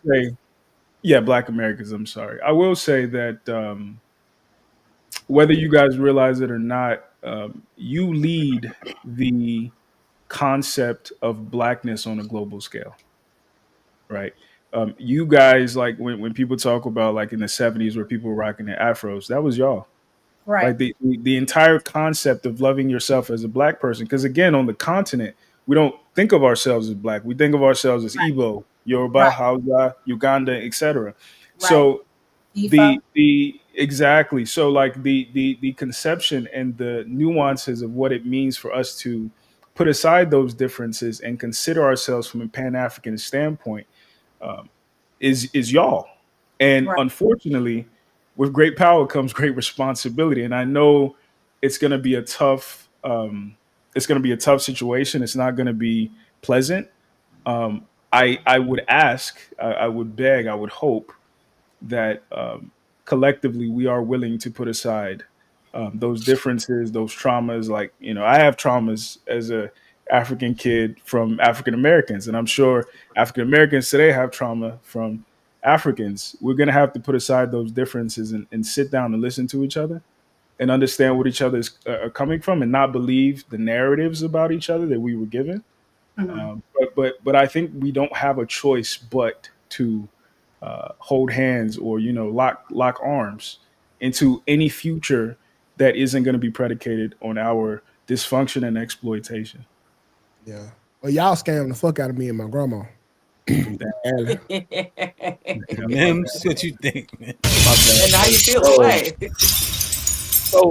to 2K's point earlier about the 100 years, man, I think it boils down to the deconstruction of the family. You know what I mean? I think the 100 years will look different because they've made it harder to create generations over that 100 years than it was for white people at that time.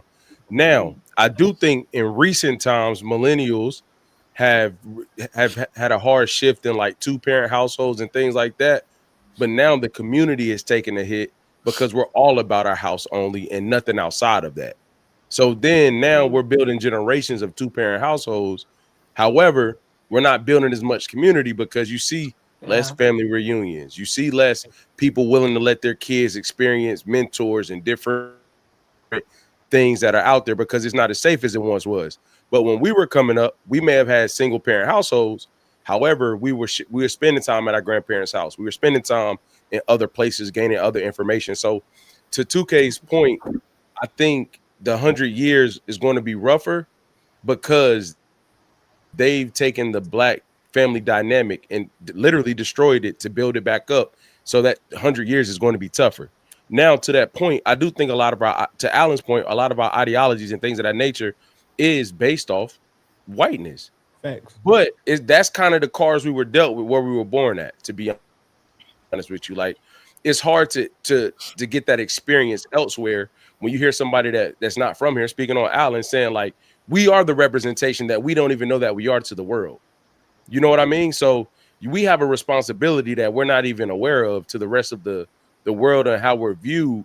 But I think until we get to the point where we build the family in generations with 2-parent households and turn back to community, and I'm not talking about just family reunions where the public schools that we go in the communities that look like us have community centers with resources and classes on the things that we need. So I think until that reconstruction looks different, I think that 100 years it's going to be more than 100 years for us because of that point solely. Okay.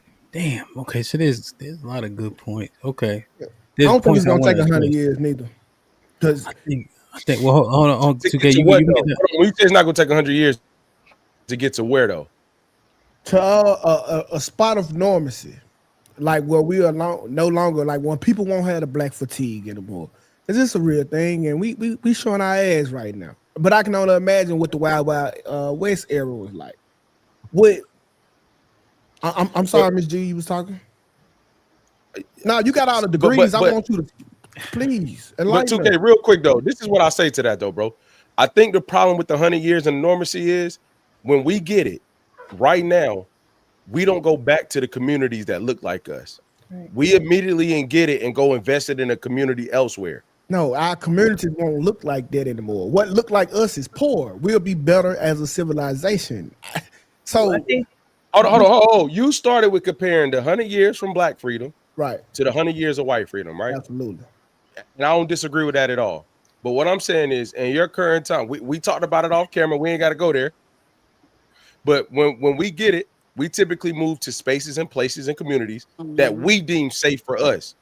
And we're only thinking about proximity safety, not mental safety, not that you got a code switch as soon as you walk out your door, not the fact that the job you in, all those things we don't consider, but we move into a community that we think, to Alan's point earlier, it gives us the perception of something, and we look like this. Now, I live in a part of the world that's predominantly Black.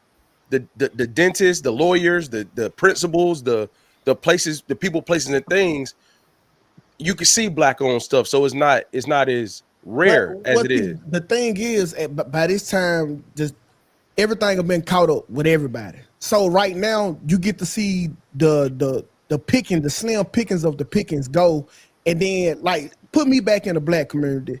Well, I ain't gonna say that. If you leave me there, I become food.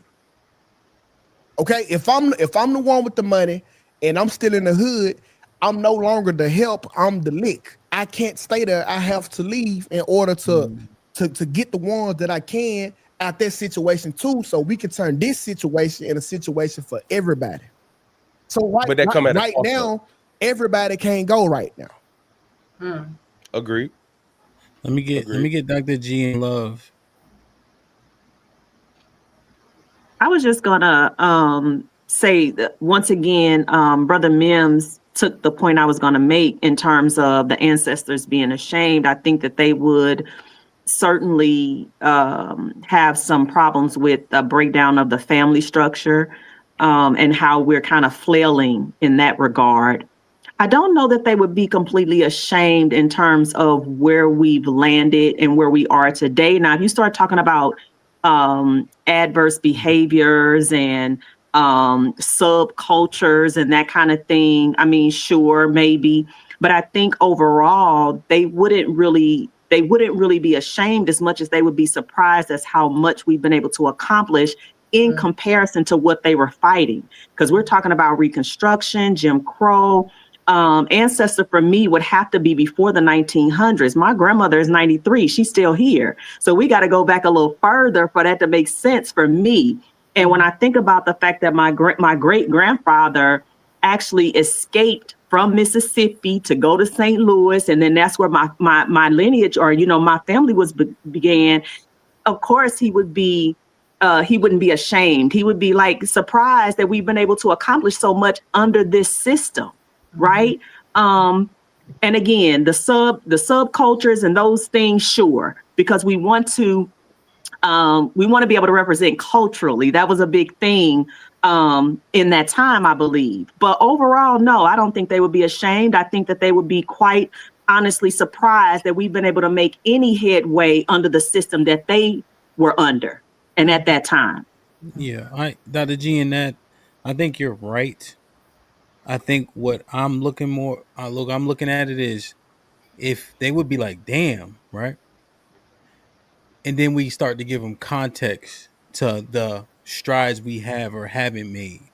So now you provide them with understanding of what they're looking at. So for instance, Poop was saying something about the money and what is it? Oh yeah, is like what's the comparatively from then to now, right? But if we edified them and told them, hey, most of us on average make 48 grand a year. Right. Comparatively, would that be lower than what they was making? So now we start to give them real context to what they're seeing. And we'll say, hey, 13% or how many of us are below the poverty line? How many of us are not married? How many? Then they might be like, well, y'all got nice cars, but goddamn. Yeah. Like, like you don't just looking if we gave them context of what it is that they're perceiving. And sure, I won't, there's no but or however there, right? There's just period to what you said. I just think that when I think about what they must have been going through and thinking, right? What they must have thought about how they were going to ever overcome what they were actually going through again before the turn of the revolution, right? Before the 1900s.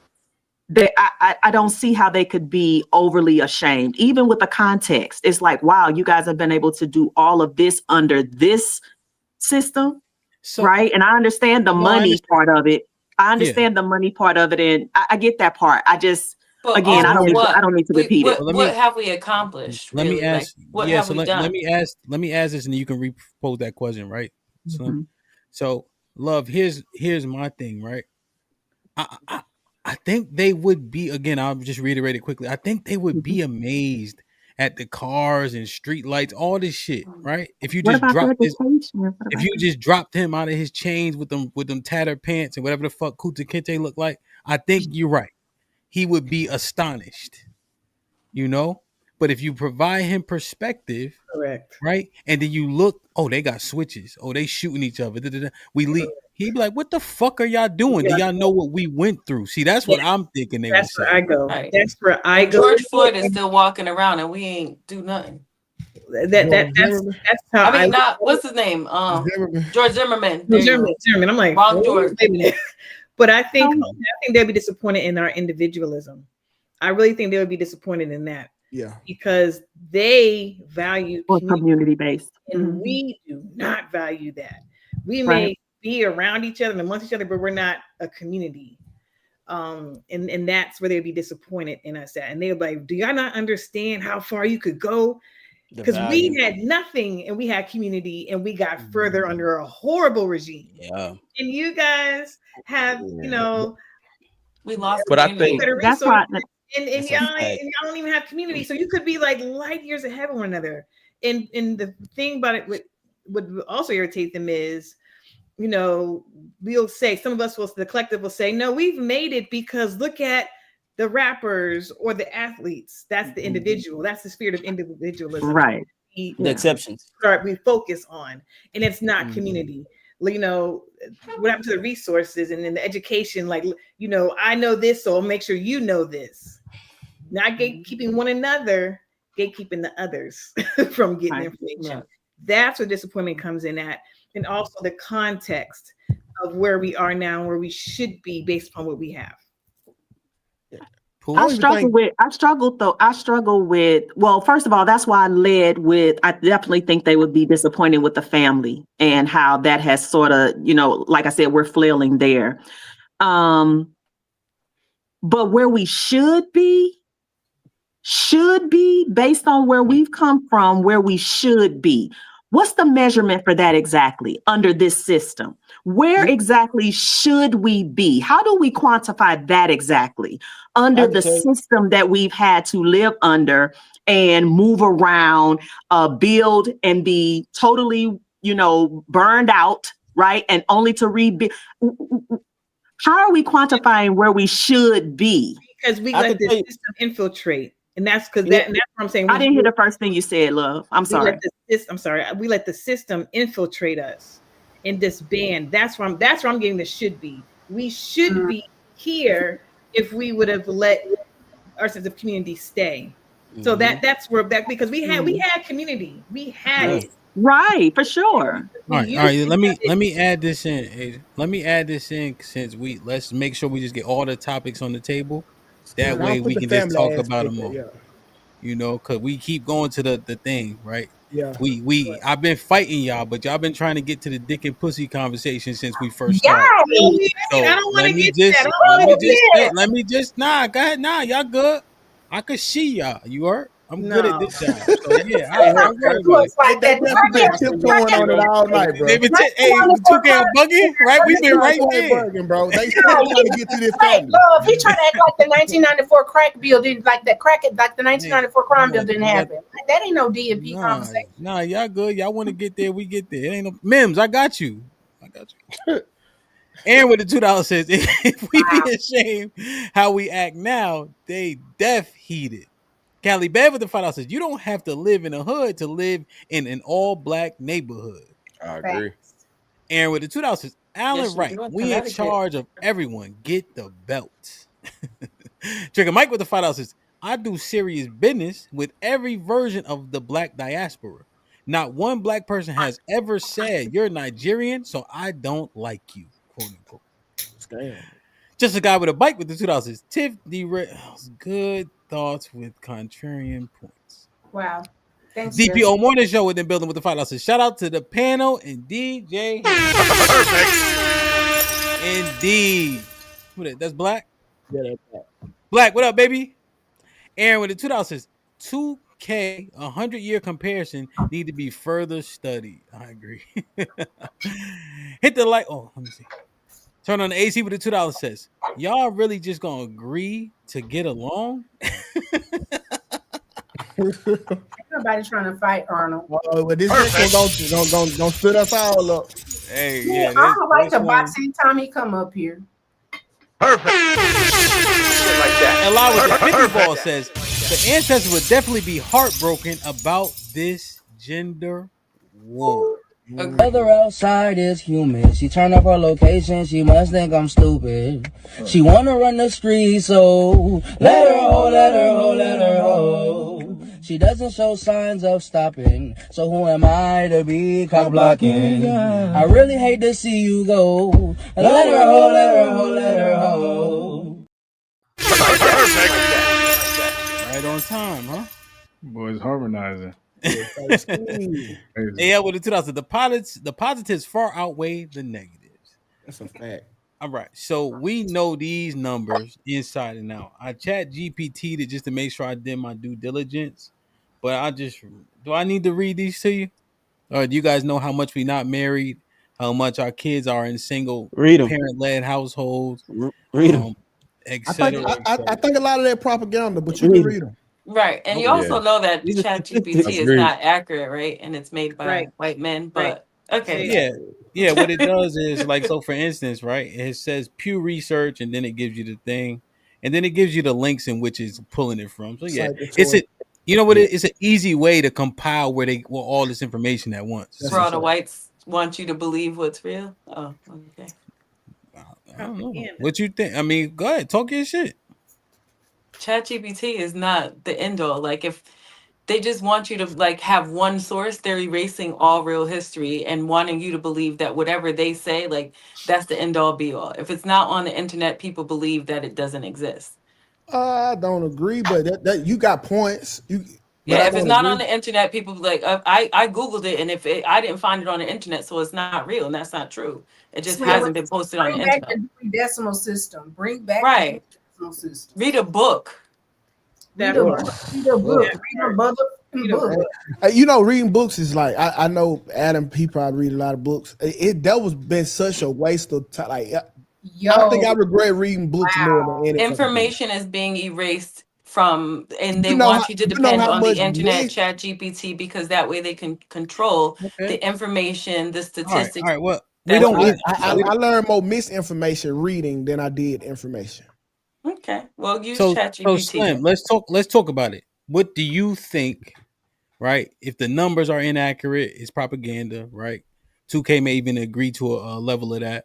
What do you think the state of our relationships are, and what do you think that the ancestors would say regarding the state of our relationship?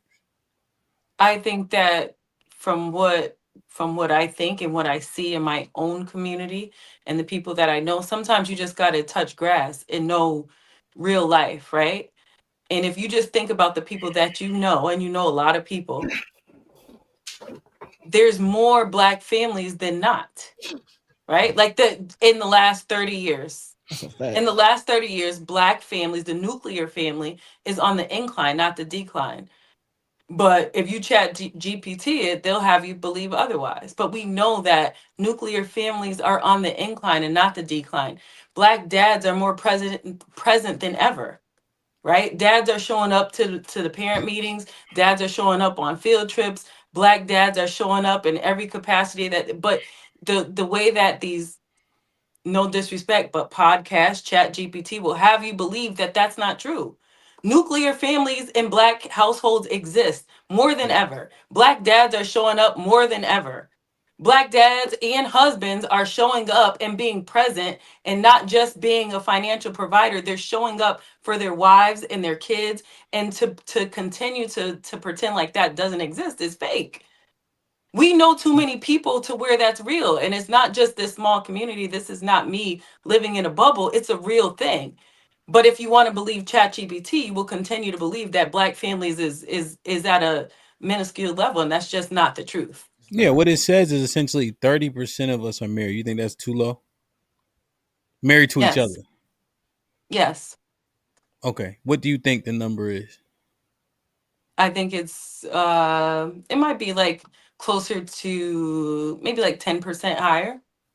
So 40% of us are married to each 40, other? 45. Yeah. It's not, I think that there's, so I just had this argument 45% of us are married? To each other? To each other. I think so. Yeah, I would think so. So like I just had this argument where society will have you thinking that once Black men get, a certain amount of wealth that they marry other. White women, yeah. Right. And statistically, that's just not true. Statistically, Black men of What's wealth that? are married to Black women. Wait. Hold on. So you wait. I don't believe that Black men Where'd you once they hold on. But you could use your Chat GPT, I Where'd guess. you get the statistic? Hold on now. I'll get it. Hold on. No. Don't you Google a damn thing. You just told us. Can't. You bet not. You better not Google. But you could Chat GPT, but I can't. I thought you wanted me to show you the proof. No, but you can't. You talking about ChatGPT, so you can't go to ChatGPT to cite your source. Where your book at? Not a book. You get the. You can gotta read. No, so you need to pull a book out. I mean, do you want me to go to the library? They're closed. ChatGPT to cite your That's source. exactly what I want you to do. All right, I'll circle back on. Meet me back here next Wednesday. So Slim, so what you like to do with Slim? You like me? I like to look at my environment and tell if something is true or not. I live in Connecticut, so it's not just my environment. So I'm not big on books because they put a lot of misinformation in there, and the winners write the books. Just so is the internet. I like to look around. The internet will tell us out of every 4 people, one of us have herpes. Anybody on this panel got herpes? And 1 in 4 are gay. That's what I'm saying. So listen, I like to take a look and read the room to actually see what the fuck is going on besides what's being told to me by the winner who got to write this stuff on the internet or put it in the book. That's how I like to cite my source. So what you're saying is that So what you're saying, based on what I just said, is that no, black men really do want white women, No, and no, no, no, majority of no. them are married to others. What No, I'm saying is that that's not true. that's what What I'm I'm saying saying. is that that there's more wealthy black men married to black women than not, That's what I'm saying. You and you're just saying say that that's false. no. I'm saying that you are right. I'm just Oh, saying. okay. I'm saying that you're right. I'm just saying if you go to the statistics, that's not on there. But you have to look at it and tell it's a lot. Like they praise you for reading books, but don't forget who wrote the books. The winner. Which is so we're on the same side. Yeah, That's absolutely. exactly what I'm saying. I was clearing it up for you. But Yes, also, ma'am. okay, so let me just add this. The statistics that I've seen support that Okay. most 83% of black men are married to black women, and 83% of wealthy black men are married to black women. There's a forecast though that the 100 out of the 100% of black men that are married, They don't stay married. 27% of them are married to women of other races, and it's forecasted to be go down from 83% married to black women to 75% married to black women in the next 5 years. Yeah, and I But think based on a proximity and availability, There right? you go. And so I say this all the time. Like I have two sons. So and they both have different perspectives. They went to two different schools. I have a son that's a senior right now in high school, and he says like, "Mom, I tried every person that was brown. He's dating I don't know, like a Spanish white girl." And he's like, "It's not that I don't want black women. It's just not available to me. He doesn't drive. He doesn't have a car. He In gonna date. proximity. He still wants chicks. It's proximity, right?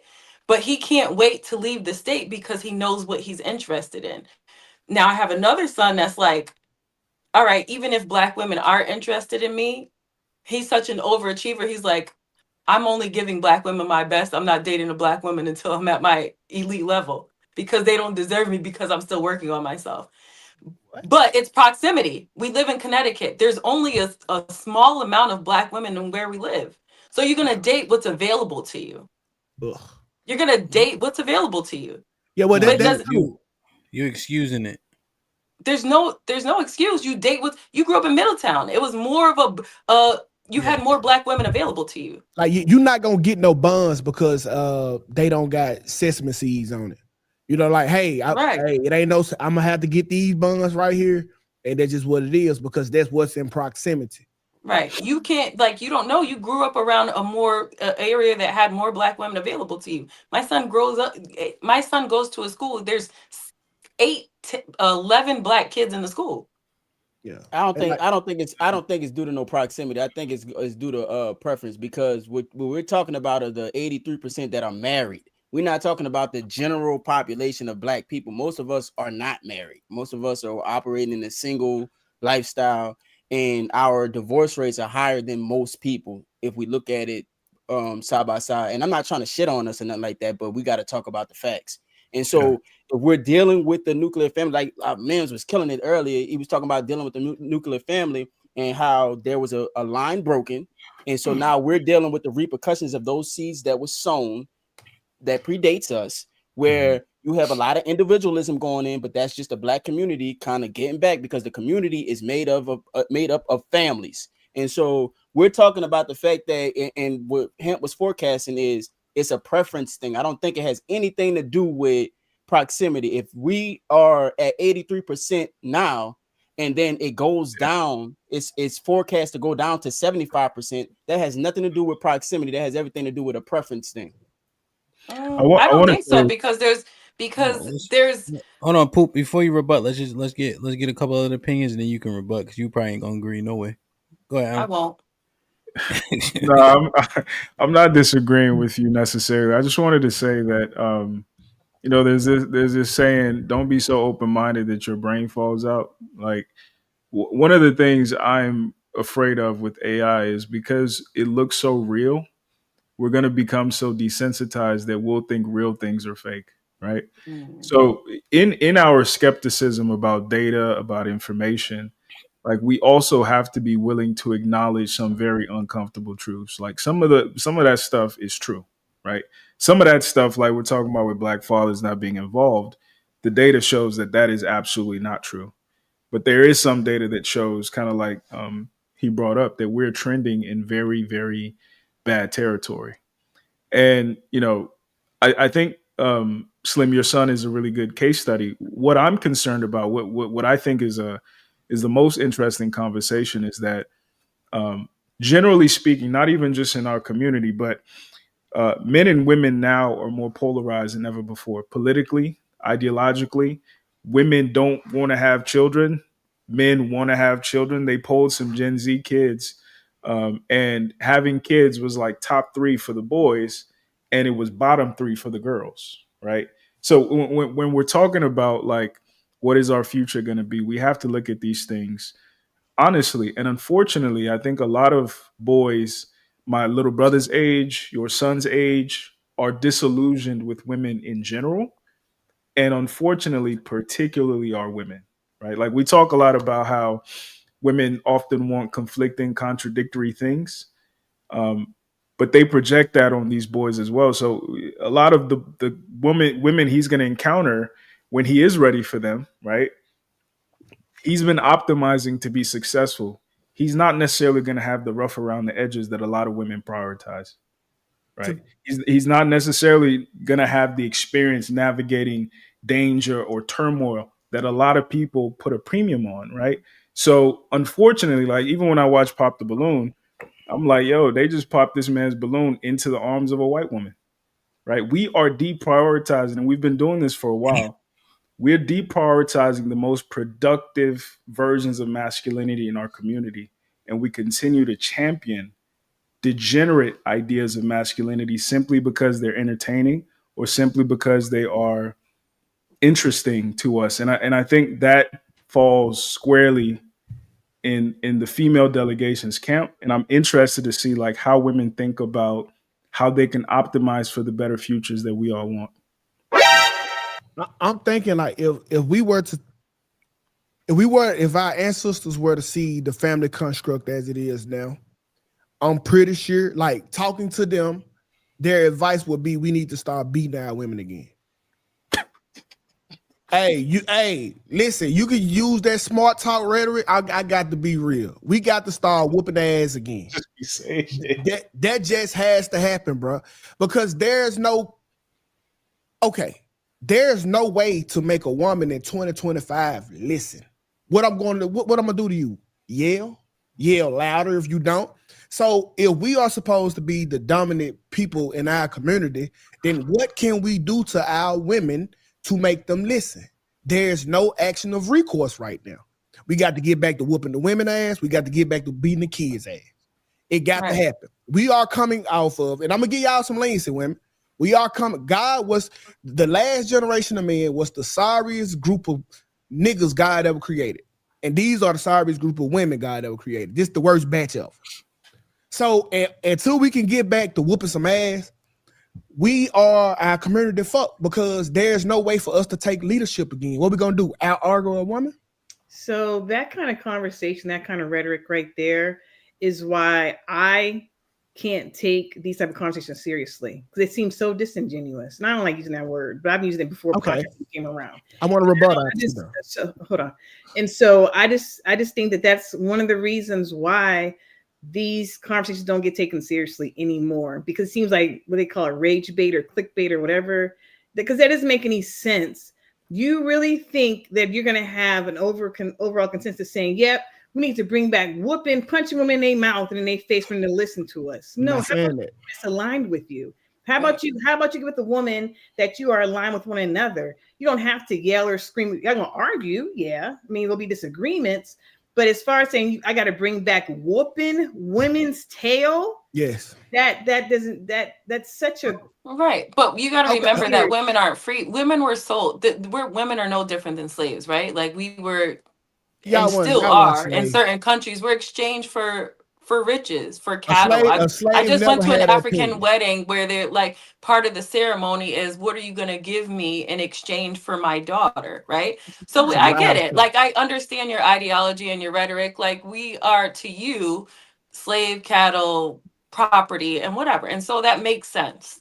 I See, don't this, just, I mean, if you want to pack up a knuckle sandwich for your bookie, go ahead. Like, I'm not gonna lie. you want to Yeah, knock yeah, her head between the wash machine I'm because, not. and guess what? And then that way you don't have to do anything, right? Like, you don't have to think. All you have to do is have a little paycheck. You don't have to show up with nothing besides some weak dick and a paycheck. Right. And you don't have to do See, anything. You can knock her head between the wash machine, and that's all you need to show up with.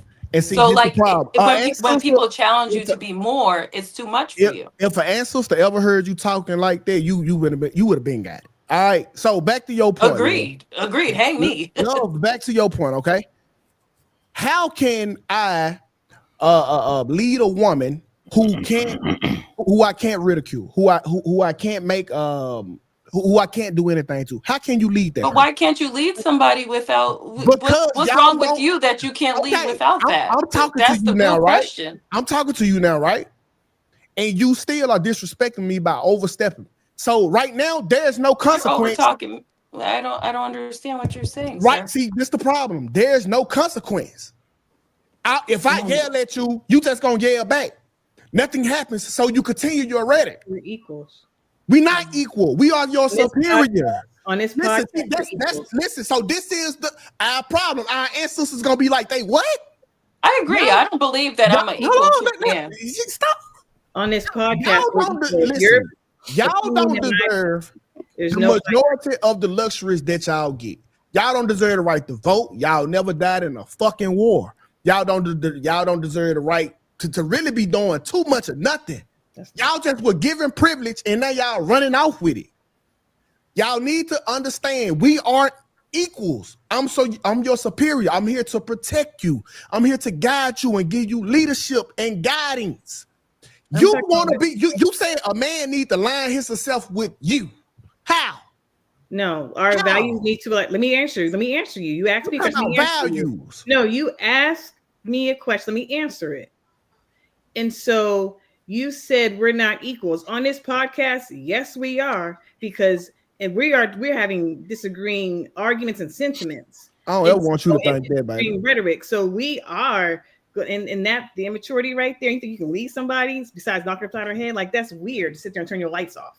Number one. And so on this podcast, we are equals. Your opinion is no more valid than mine unless you have supporting evidence. Or experience.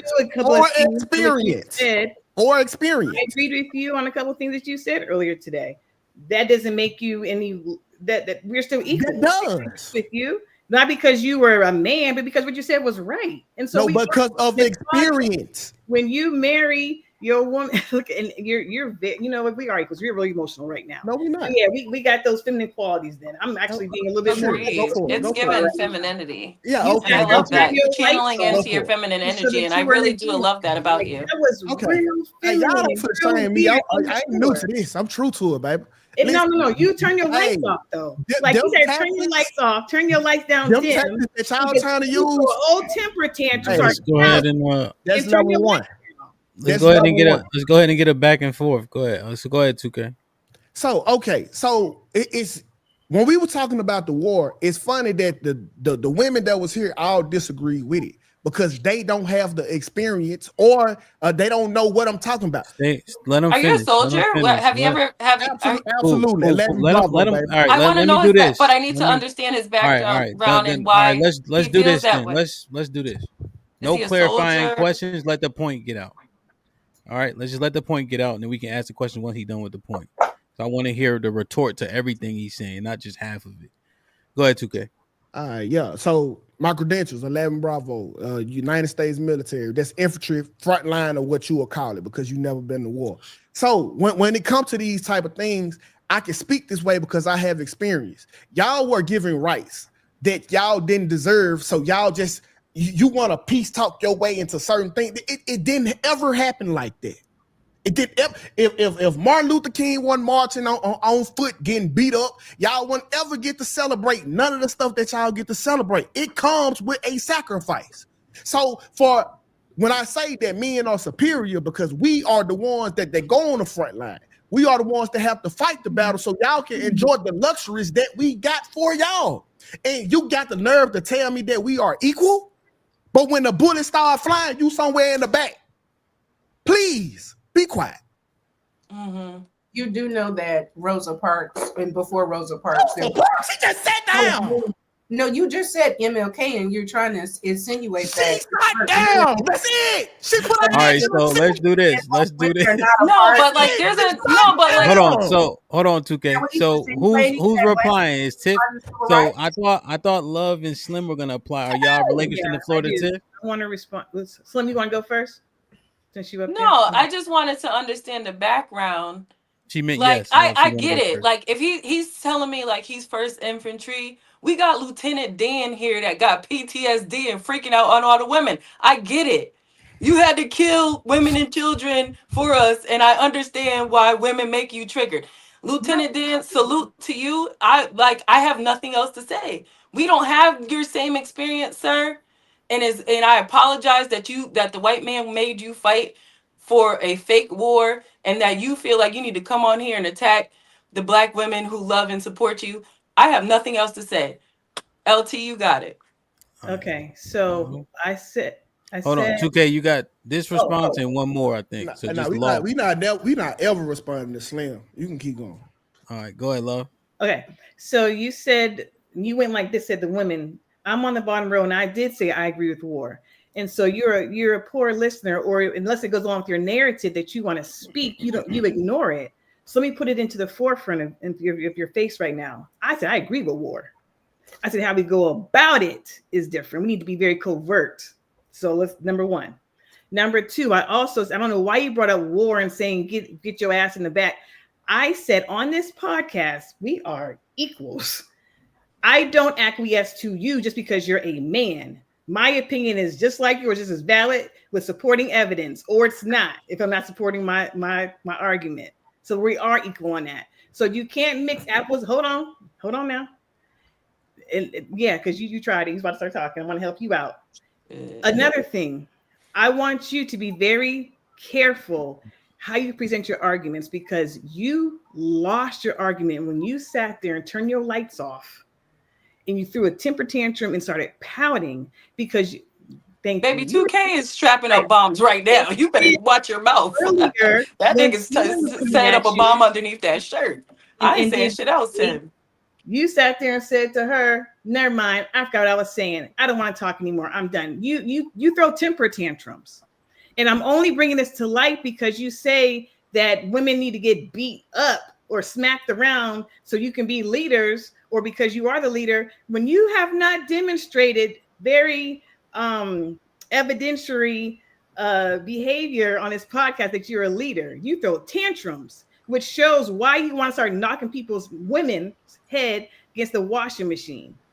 So you need to be very careful on your rhetoric. Go ahead, Ham. You want to ask you something? You want to say something? No, I'm just because he got one more response. Okay, all right. Yeah, he got one more. Thank you. Hold on, 2K. You got one more. You got one more response. You got Tiff wanted to say something also. Oh God. Tiff, did you want to say something? I just wanted him to clarify that it was only black men that were part of the civil rights movement. It wasn't. You know that? Okay. All right. 2K, I think you can respond to Love, then that's pretty much it. Yeah. It's hard to explain to women what leadership is when a male figure wasn't present in their life. Okay, and I'm talking now, Love. So you just sit this one out, baby. I'm a great leader. I lead by example. I don't advocate for disciplining a woman for no reason. I'm not saying I had a bad day, you come home and you whop her head. But every now and then, there need to be a little love tapping when she get out of place, just as you do with your kids, okay? I'm in charge of you with my life, and I protect you with my life. There shouldn't be no reason why I shouldn't be able to handle you as such when there's a time that calls for that. So what Love was saying is just it's foolishness, okay? We aren't equal on this podcast. With me comes experience. With the experience come from a long line of generation for a reason where you can even talk out in public. If you leave the United States, there are very little places where you even get to have this luxury. You need to understand that a man put you in position to even have this luxury, and you talking about you are a superior, or we on the same level, or we equal. Don't you ever misunderstand that. Now, I know us men, we did such a great job of making the world so easy for y'all women that y'all think that y'all can do what we do because we made it so easy where y'all can push a button and do it. But don't ever get the line messed up, and that's what our ancestors will be the most furious about. The women are out of pocket. Y'all are out of pocket. Y'all traded us out. Y'all sold us out for some fucking food stamps, and the community been shit ever since. We need to get back to the times where y'all daddies were trading y'all ass off for livestock. Y'all can't pick the right man, the right fucking religion, or nothing else for that matter. And I'm done here. Are you So gonna let me do this. Let me get the brothers in, so y'all can. I mean, it's right here. So whatever y'all heard, y'all want to talk about. If y'all want to talk about something totally separate, y'all can. Go ahead, Mims. Then August. Then we get Alan. I don't really have much on the leadership thing. I think holistically, the more you give people, the harder it is to convince them of a different way of living. I think things came with resources from both sides. I think that we fall in love with the thought of being with somebody, and I think leadership is about how much you can recreate successful habits in somebody else, whether it be your kids, your partner, whatever the case may be. Leadership is about the results you get with the people that follow you, and I just leave that there. So Mims, what do you think about what the ancestors would say regarding a couple thing? Well, the specific thing about the conduct, right? That maybe 2K alluded to in terms of the conduct of let's say the women, or what do you think they would say about the conduct generally speaking in regards to relationships? I mean, I think it's apples and oranges. I think honestly, I hate to use this, but like I think the structure seemed better, but what was going on with the lens that we have about trauma and about, generational habits or curses, I think they would be disappointed, but I think we're dealing with things that they wouldn't be able to fathom. You know what I mean? I think they were in survival mode all the time. I think that we have the luxury of choosing, and that within itself makes it hard. Back then, they couldn't really choose like that. You got who you got, you rock with them, you couldn't move around. I think the only disappointment, man, is in what comes from our relationships. It's too easy to have a broken home now. It's too easy to do something to not take care of the responsibility. I think black men have stepped up. You know what I mean? I think we're showing up now. I think it's harder to believe because with social media, with ChatGPT and Google, they're trying to keep a narrative that may not be true. Okay. I think that's why you see a lot more men stay now, even if they're not happy, because they're trying to combat that perception that they're not there, or they're not there in the home with their child. Well, what that would be mirroring is what they used to do, and seemingly how it's less about them and more about the family construct, right? I think the opportunity for choice, I don't see us benefiting from it. I think the opportunity is there, but has it benefited us? I think it has. Okay. I'll put it like this. Because remember, we talking about family and structure and marriages and all this other stuff. Right? Yeah. So I think you give human choice, you allow a human error too. There's flaws in us being able to choose. Sometimes you mess up, sometimes you don't. I do think it's benefited us because, again, to my point I made earlier, we're further than we ever been. People may not like it. People may think it's supposed to look one way. We're further than we ever been. Marriages are coming out with more to give per se than they did then. But Hamp, I think it's apples and oranges, bro. I think it's apples and oranges. I think the circumstances now you can't really compare from back then. Okay, so let me just ask a couple clarifying questions. So if we had a 60% marriage rate, now it's 30%. What, right? And then the money that we're making, we're the lowest on the totem pole in comparison to our counterparts. our kids are born out of wedlock upwards of 70%. So I'm just trying to figure if they saw this and we gave them context. I'm just trying to understand how you come into like this conclusion. Because that's and then our twofold, divorce though. rate is 70%. Sorry. But the ancestors would blame the man for lack of leadership. 100%. No, hold on, okay. I just want to see because he on apples and oranges. I'm trying to see like our divorce rate is crazy as hell. Like all our things in terms of these relationships don't seem to be bolding out well in terms of further than we ever been. It seems like more regressive in terms of relationships. Because choice. Back then you ain't have a choice but to stay.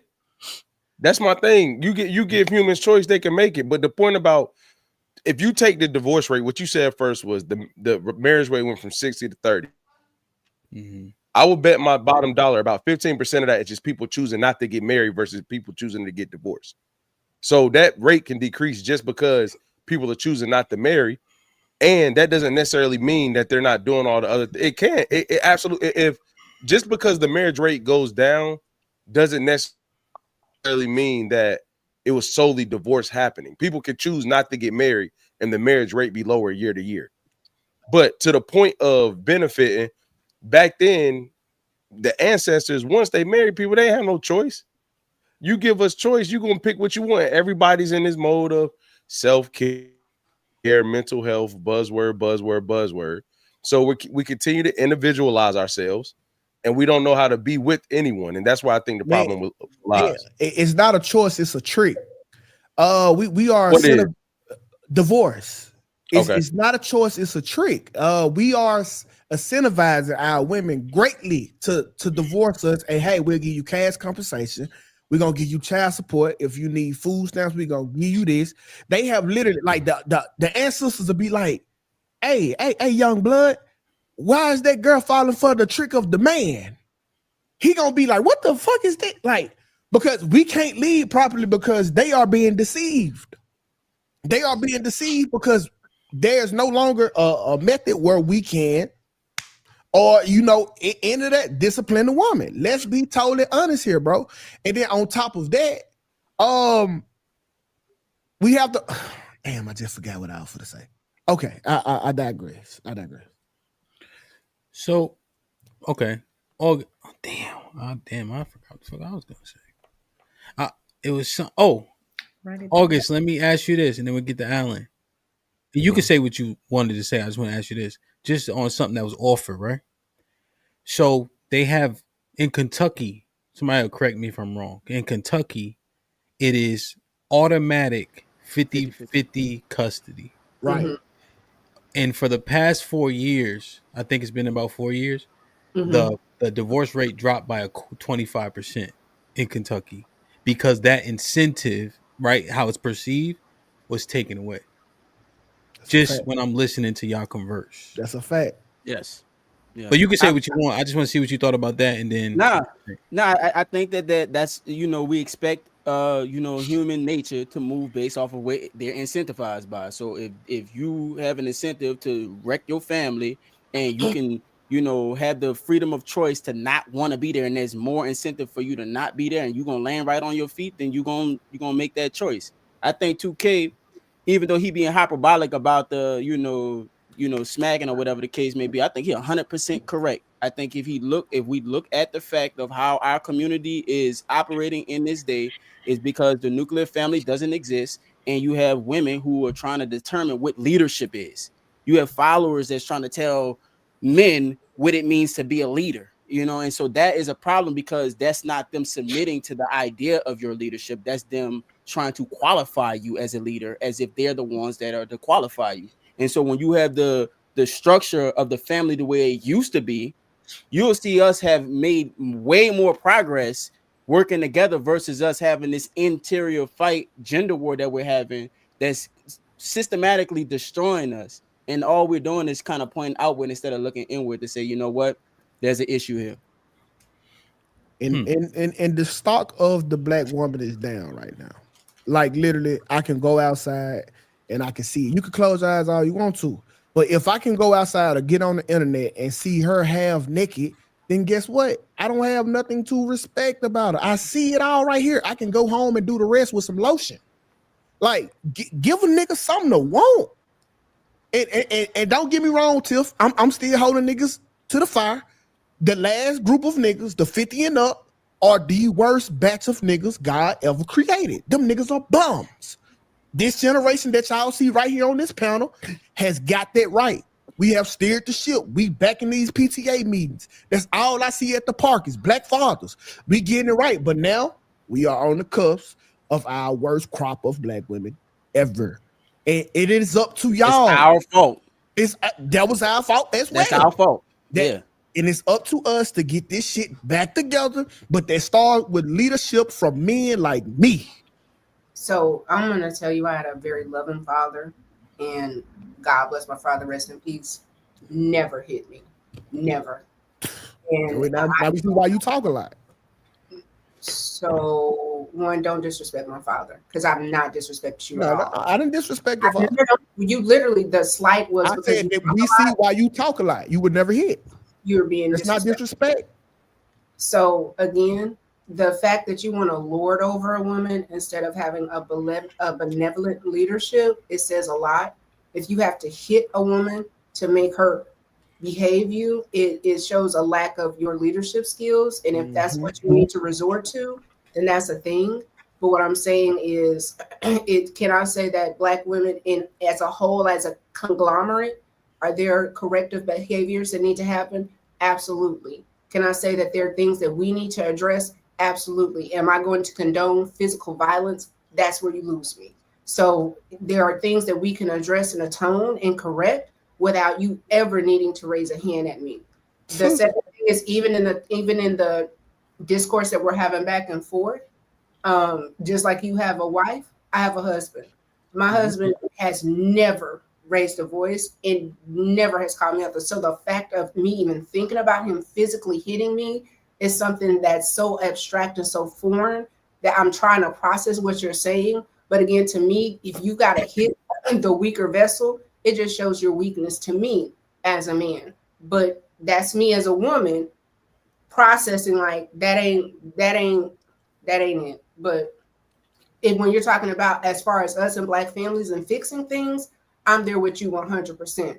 But strategically, how we get there, when we got to start treating adults like children, it's a problem. I don't even think hitting kids, to me, is like, that's a worst case scenario. Worst case scenario. Because we don't hit other people, grown adults. You're not going to hit HAMP because HAMP said some shit that you don't like. So what you're saying is, all these other men on the panel, if they don't act accordingly, you're not going to box them out. You're going to figure something out. So if you can see them man to man, then me as your partner, as your rib, as your better half, as the person that's doing life with you, you shouldn't want to beat me. We should figure out a way to reconcile. And if you have to correct me, that's something completely different. But physical abuse will never be the answer. Don't call it figure abuse. Call it corrective punishment. Then, if that make you feel better, it's gonna happen. That's just what it is. Well, I'm glad that you're like willing to take a hit. I'm not taking a okay. Well, listen, you will be correctively punished. I can guarantee you this. Hey, Tuka, I gotta ask a question. You correctively punish your wife so she could, act right? If lines are crossed, yes. I mean, have you had to do that in the past? Not too often. But you have. If I have to, yes. No. You said not too often, which means you did it before. If I have to, yes. So if she has overstepped, yes. You've done it before. Absolutely. You think I'm just on here preaching? So this part, it's on here preaching. Hold on, cause y'all got it's some proof to this juice. You don't get Michael Jackson. You don't get Tina Turner if it ain't for them love taps to get it together. See, that's the only thing I disagree with, and the reason why I say that. Well, hold on. Let me just real quick, right? And I want to hear your disagreement. Tiff, the one thing though, that's what it's actually different with men. If a man does say the wrong thing, there will be a fist fight. So that part is one of the potential outcomes from men disagreeing vehemently. Mm-hmm. Like we've even seen it, right? We had boxing matches that we literally set up because men disagreed verbally. and then they punched each other several times, and a couple people fell out. I want to get Alan in, and then August, you can. I want you to voice what you're going to say. I just want to make sure I get Alan in. He's been chilling. Go ahead, Alan. Man, I don't know how to follow that up. That real the Well, shit, I motherfucker. mean, first of all, stating the obvious, I don't think physical punishment is the right way to go about things. But I would encourage us to kind of take a step back and see past the hyperbole and really understand his point. Um, Unfortunately, kind of like I talked about earlier, the things that are necessary for progress, for maintenance, are not always pretty. And one of my favorite sayings is history doesn't repeat itself, but it rhymes. And when you look at communities like the Hasidic Jewish community, um, they have strict rules about female conduct and male conduct. As a matter of fact, during celebrations, men and women can't be in the same room. When you look at the Nation of Islam, they have strict rules. When you look at every empire that was able to sustain itself, it had strict rules. When you now look at empires that have crumbled, like Japan is probably they're probably going to go extinct in the next coming decades, and it coincided with women entering the workforce. So if we're able to, and this is what I ask of us as Black folks, if we're able to put emotion aside and really see the ones and zeros of the algorithm necessary for progress, we have to, on some level, establish a curriculum for male conduct that has checks and balances and expectations, and female conduct that has checks and balances and expectations. I think what's happening, unfortunately, and Slim brought this up with her sons, and even me with my little brother, more than just like our women are out of line.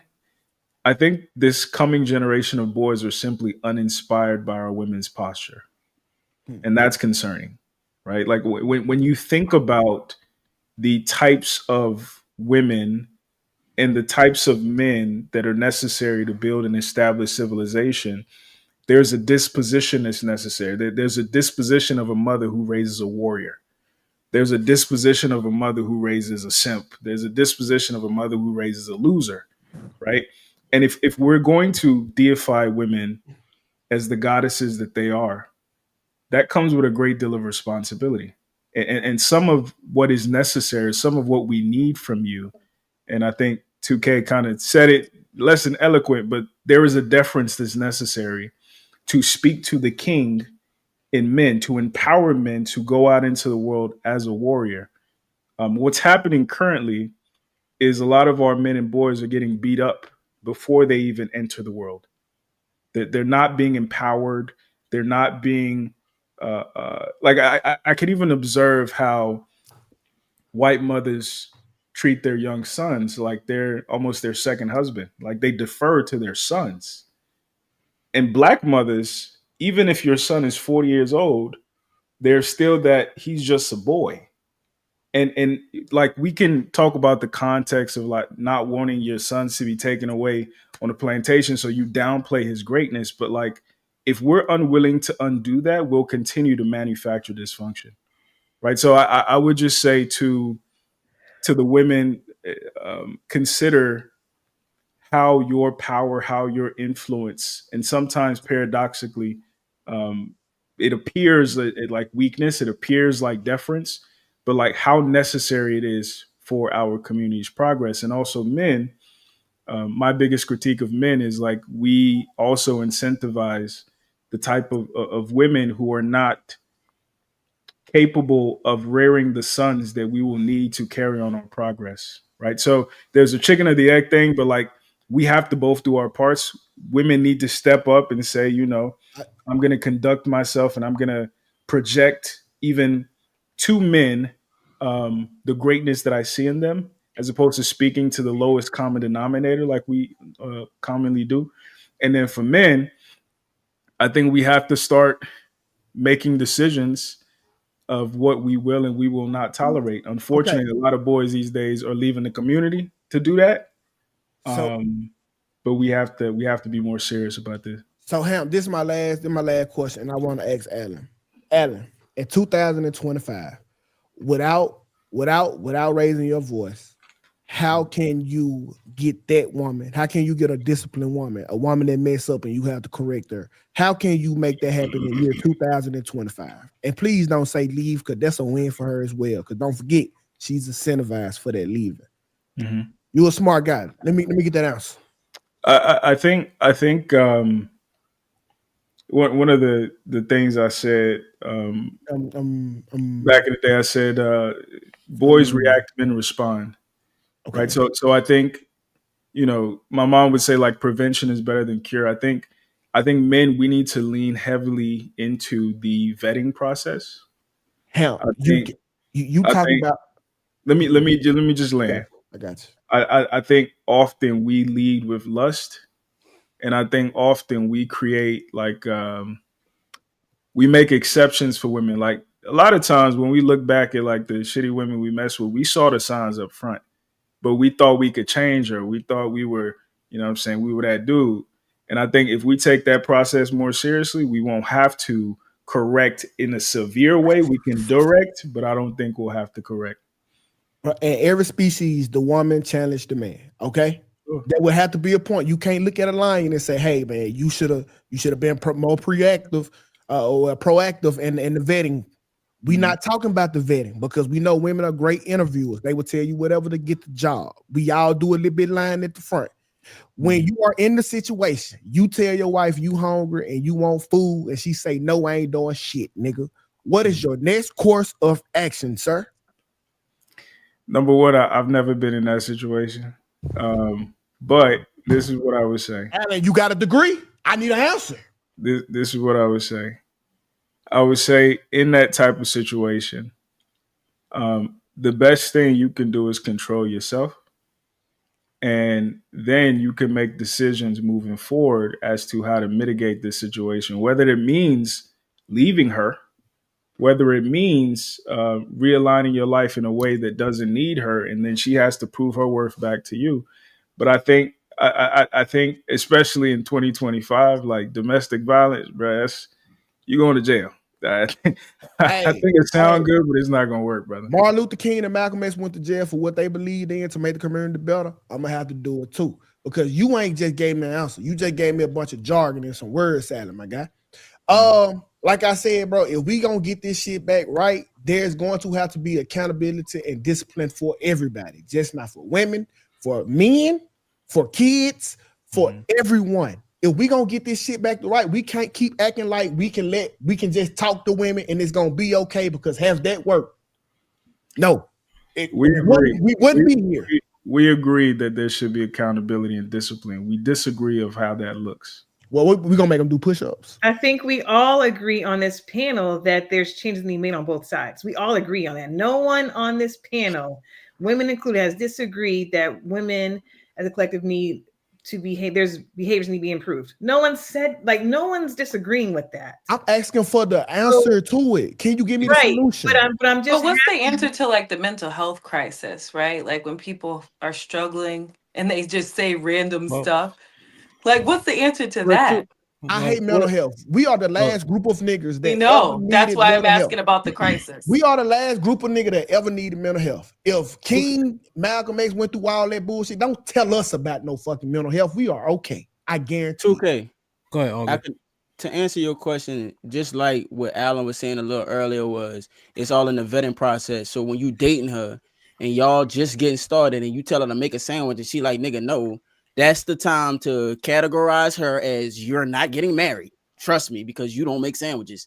And I'm going to get me one that makes sandwiches before. What if she do make the sandwich at first? Oh, well, you got to think about it, right? You're going to have to battle test her before you give her the ring. So there's no way. And this is my perception. I don't think that a woman is going to change her stripes that drastically where you got to bat the fuck out of her so she could get back right. I don't think it's that really it's gonna be that serious. I think that you could vet her because we live in we gotta adapt to the climate we in right now. Yeah. Everybody got the freedom of choice. It's 100% a choice. And you could determine that, and this is why I think that men make the mistake. And I'm not trying to just shit on the men, but this is why I think men make the mistake.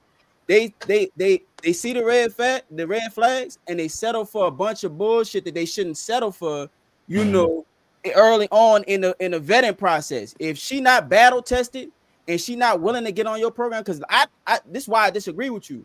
I'm in a marriage for a long time and I've never had to hit my wife, you know what I'm saying? And she totally submits. But the thing about it is that we established that from day one, how you start, how you finish. So it's like, listen, we doing this thing my way, not our way, you know what I'm saying? And you got to get on board with that, or you could go and do your own thing and I'm gonna do my thing. You know and what I'm that's saying? not a win for you. Well, If I'm gonna tell that's you how your it's a own, win. I'm gonna tell you how it's a win because I'm Okay. not married at that point. You know what I'm saying? This Okay. is the dating process, so I haven't invested my time and energy in it. I haven't put all my life force into her. I'm not putting my money and resources in it. I'm letting her know right off the front, off the date. You know what I'm saying? Are you willing to submit? Yes or no? Yeah. Yes. All right, great. Let's move forward. Hey, You know what I'm hey, saying? Hamp. Let me make this last point, and I got a dip, bro. And it's something I've talked about a lot on my channel.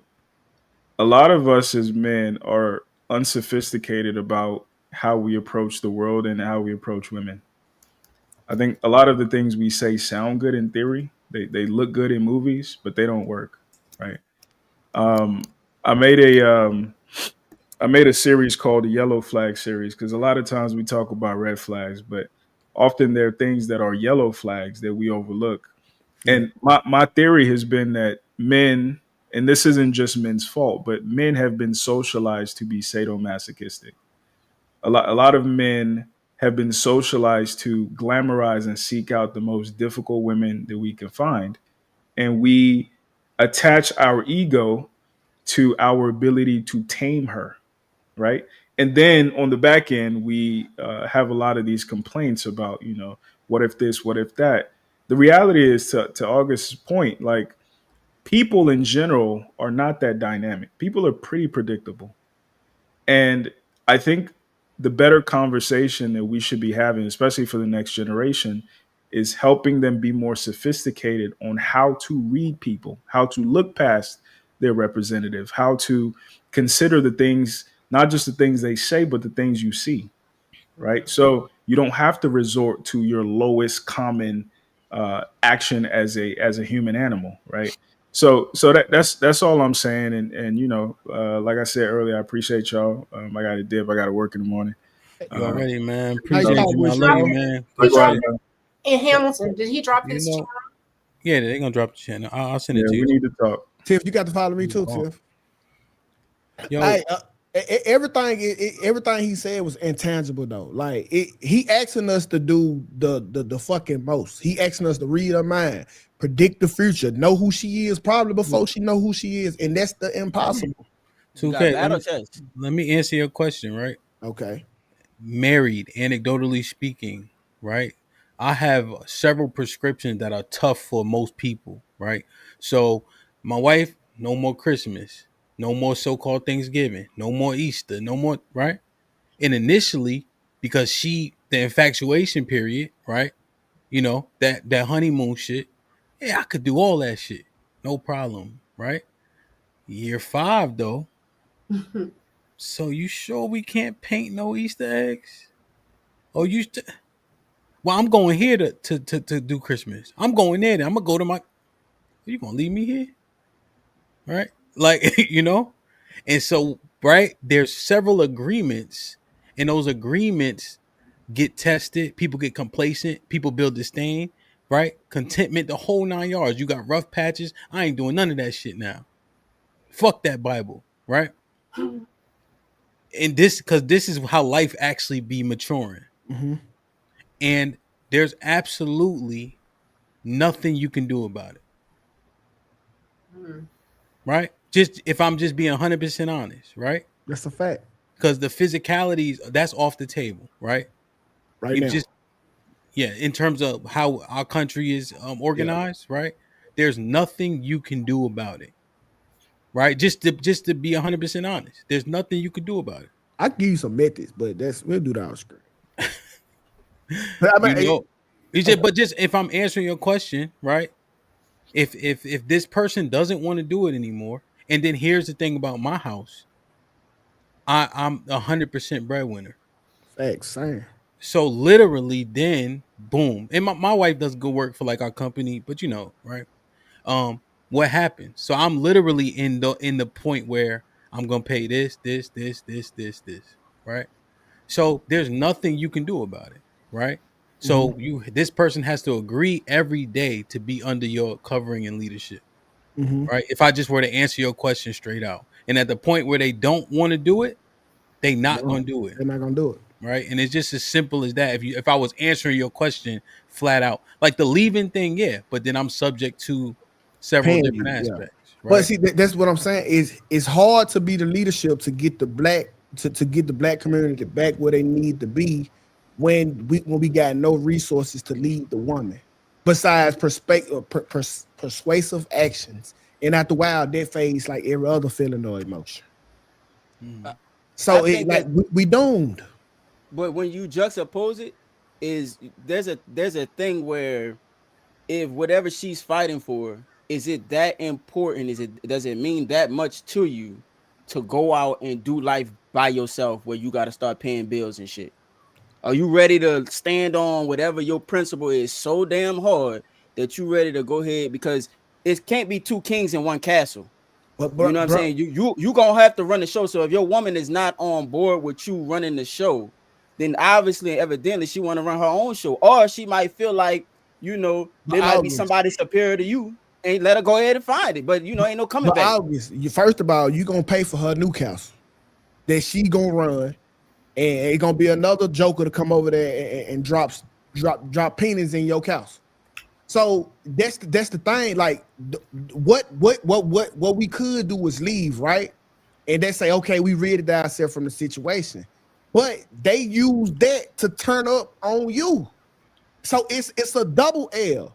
You lost the family structure, the family, and the queen because there's no resource that you can have to make the family better. And I'm telling you, that's a fact, bro. I'm only saying the only reason why I disagree with it is because I'm living it right now every day. And I'm not saying that I could speak for the future too. You know what I'm saying? So I'm gonna give you that one. But what I say is I'm living it right now every day. And so, for me and mine, I lead, like you say, I lead by example. The way that my wife, the way that I think and the way that I perceive the world is how my wife perceive the world. That's how my children perceive the world. My ideas, she has them. Those are my ideas that I have in my head. She has my ideas in her head. So I think there's a certain level of the vetting process, because I always say it like this: how you start, how you finish, especially when we living in a time where there's freedom of choice. I let it be known from the jump that there is no way, no how that we are doing anything except for how I decide we're gonna do it. I'm gonna have the ultimate say. And if you're not with that, you can go ahead and stop right now. But it's always been in her beneficial interest where her life is better, she's happier, she look around and she's like, man, I like it here. So there's really no incentive for her to want to step out or get out of line on what it is that I'm asking her to do. She look and see everything that I've accomplished, and she bear witness to it all. And there's no reason for her to be like, you know what? August, now you talking about the now, but bro, there's a world There's a future, there's a world where you can essentially have her in a comfortable place without you, because of you, and for you. So if let's just say you want $1 million, well now I can leave this nigga take 500, be just as comfortable with no provision, and I don't have to listen to his mouth. It's the food stamp trick, but with divorce. Yeah, but you gotta think. She gotta be able to. She gonna have to think on her own. She gonna not have trying. to Think. That's Listen, what I'm trying to. if she was she gonna have thinking, to figure out her own problems. August. If she was You know what I'm thinking, saying? she would have never left you. It don't benefit her to think. Yes, it do. It don't. Yes, I'm gonna tell you. I'm gonna tell you why. Because the world that she live in right now, where she don't got to do all that thinking for herself, where I do all the damn thinking and do all the heavy lifting, and all she got to do is sit back and chill the way she like it. If she decides to take half and step out, then she gotta stand on when her car go flat. You know what I'm saying? And she got a nail in her goddamn tire. I'm not coming to fix that motherfucking tire. That's your household. That's your car. That's your tire. Go fix that shit. Your money gonna fix her tire, sir. Yeah, I know, but I'm not right now. The money ain't the issue. So if she even her having the money, she got to go out there and talk to the fucking mechanic or the tire guy to be able to get the tire fixed. To be able, she don't want to do that shit, bro. She got to put gas in her gas. She don't want to put gas in her car. You're saying you don't have to worry about what 2K's question because you're saying you're gonna vet it through all the way, right? We hope that this is true for the majority of people, and it's just not. What right? I'm saying is all of I understand thoroughly what you're saying, right? And we want that to happen. My standards are hard and exact. Pause. Right, and they don't even come from me. And even then, right, they still right because the construct seems good, and then they start to get right. Then there's people talking, and you can't do what, and things just happen. So we just have to be real about the shit, And simply put, she has to agree every day. If she doesn't agree, there's nothing you can do about it, right? And we want to make you. I think it's important for that woman to believe in you, like you saying. Yeah, right? and at no point should she be beaten into submission. That's important. Right. I don't believe in beating her into submission. You pimp with your hands in your pocket. This is for disciplining, not for beating a woman. Oh, she want to go, I'm gonna beat her till she don't. No, I ain't with it. Listen, the dough is the dough. This is the program. There's rules, there's consequences, and I follow the same rule for my wife. I can't step out on her and cheat. I'm a high earner and I pay everything. If I cheat on her, there's going to be consequences for me too. So it go both ways. This structure, this is what it looks like. It just sounds harsh. And August, that's why I agree with you. She gotta believe in you, brother. I think the pain of your absence is going to, even if you paying her, is going to do more detriment to her, and if you can allow her to see that, but show her like, my absence don't just exist with, the structure is gone too. So you're going to have to go ahead. I know. Remember when he asked the question, he excluded that answer. Remember, he's like, hey, don't give me the walkout answer. He's like, tell me what you can. That's why I'm trying to answer in the confines of which he asked the question. You know what I mean? Yeah. Dr. G, Tiff, I think the ancestors be like, these niggas wilding. That's a fact. I wonder if, because Brother 2K said that, he would have consequences as well. I wonder if those consequences include physical assault. Probably not. Sister, I love you. I love you. Those who believe that physical violence is the way, they won't work to refine their vetting skills. They won't work to refine how they communicate because they believe that it's easier to just slap a woman around. And this is how, sure, maybe that was the way, because I'm looking in the chat, forgive me for that, Hamp, but there are folks saying, well, that's what granddaddy did. And, how do you think granddaddy? Well, see, perhaps that might be true, but then you begin to create women who are happy to go their own way and then raise daughters who are well educated. So they never have to rely on a man for anything. They have their own money. They have their own assets. So they don't have to take the punishment and physical abuse from men. That's where that divide begins to crack our foundation when we start talking about the importance of family, right? Because no human is going to sit around and be beaten and be physically assaulted by their so-called partner. It's just not going to happen. Not from the man to the woman or the woman to the man. And, I hope women are not trying to physically, engage with men, because that's a lose-lose, but I think it's a lose-lose all around. The other thing I would say is, and I've said this before, we need to be very careful about who we're listening to as we engage in these conversations online, because people have various motivations. Brother 2K, I wish you the best on building your channel. I think you'll probably get a good, healthy amount of subscribers after this performance tonight. I already my got brother. a good healthy amount. Okay. Yeah, I already got a good healthy amount. Thank you. got And it's not off the rhetoric of beating women by far. Okay, I'm only here to help. I come with solution and answer. That is the answer. You don't like the truth because you are not on the winning side of it. I get it. I understand. That is the program. I'm not with strong arming. All right. If she don't want to be there, you let her go. I'm not with strong arming. I repeat, but there will be consequences for actions like there is for everywhere else. Tiff? So, sister, my sister friend, Dr. G, I concur. I'm just gonna let, as what Hemp would say, is let it marinate. We've heard a lot. I think we all can agree that we see some areas of opportunity to make the ancestors proud. And I think that as you talk about Hemp, and you've kind of been on this, I want to say probably now for the last at least 6 months, even to the point to where you have an account. So I hope you drop the link again of getting ourselves prepared and making sure that we do what we need to do and acting like we understand that we are legitimately in a silent battle. I think that there are a lot of adjustments that we can make as a people, we can make as wives, I ain't gonna do the husband thing, but as wives and daughters and all the other things, there are adjustments that need to be made. I hope that we find and can reconcile a way to make it better. But I'm definitely not gonna be with the physical thing. It's just never been something that I found to be beneficial. You don't beat things that you love. And when you teach and you beat on things, then they tend to not love you back. And that's where some of the problems start.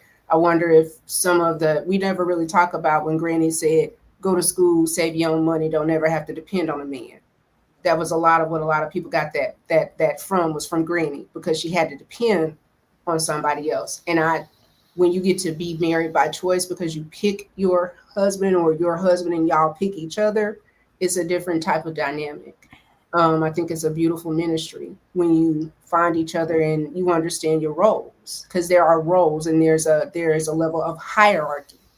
But I'm very grateful that I have a husband that doesn't have to lord over me or beat me, and I willingly submit to him because he's benevolent. I can love on him and not be beaten or made to be small or feel endangered. And he's still all of the man that I need, without raising a voice or hitting me. In Hemp, I think you've seen that in person. So everybody runs their homes differently, and I respect it. I want us to be very mindful that there is a way that some men can lead and never have to be physically abusive to their spouses. Power to the people. Yeah, there's a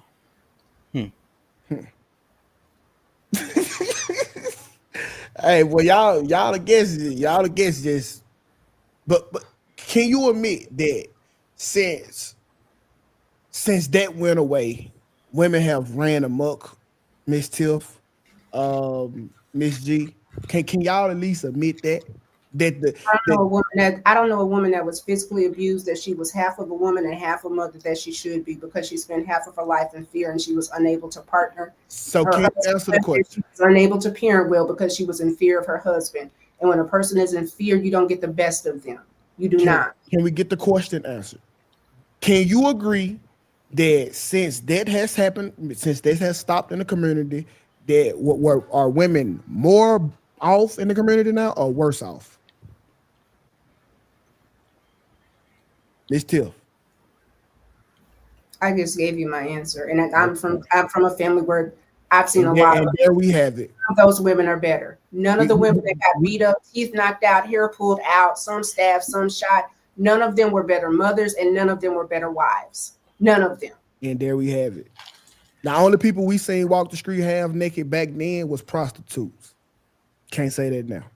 Well, look, I think that the way it is right now is a response to what you're describing, though. You understand what I'm saying? Like they created a movement to get naked and be no, No, in response to being getting their head knocked through the wall. You know what I'm saying? That was the response. You know what I'm saying? So I think that.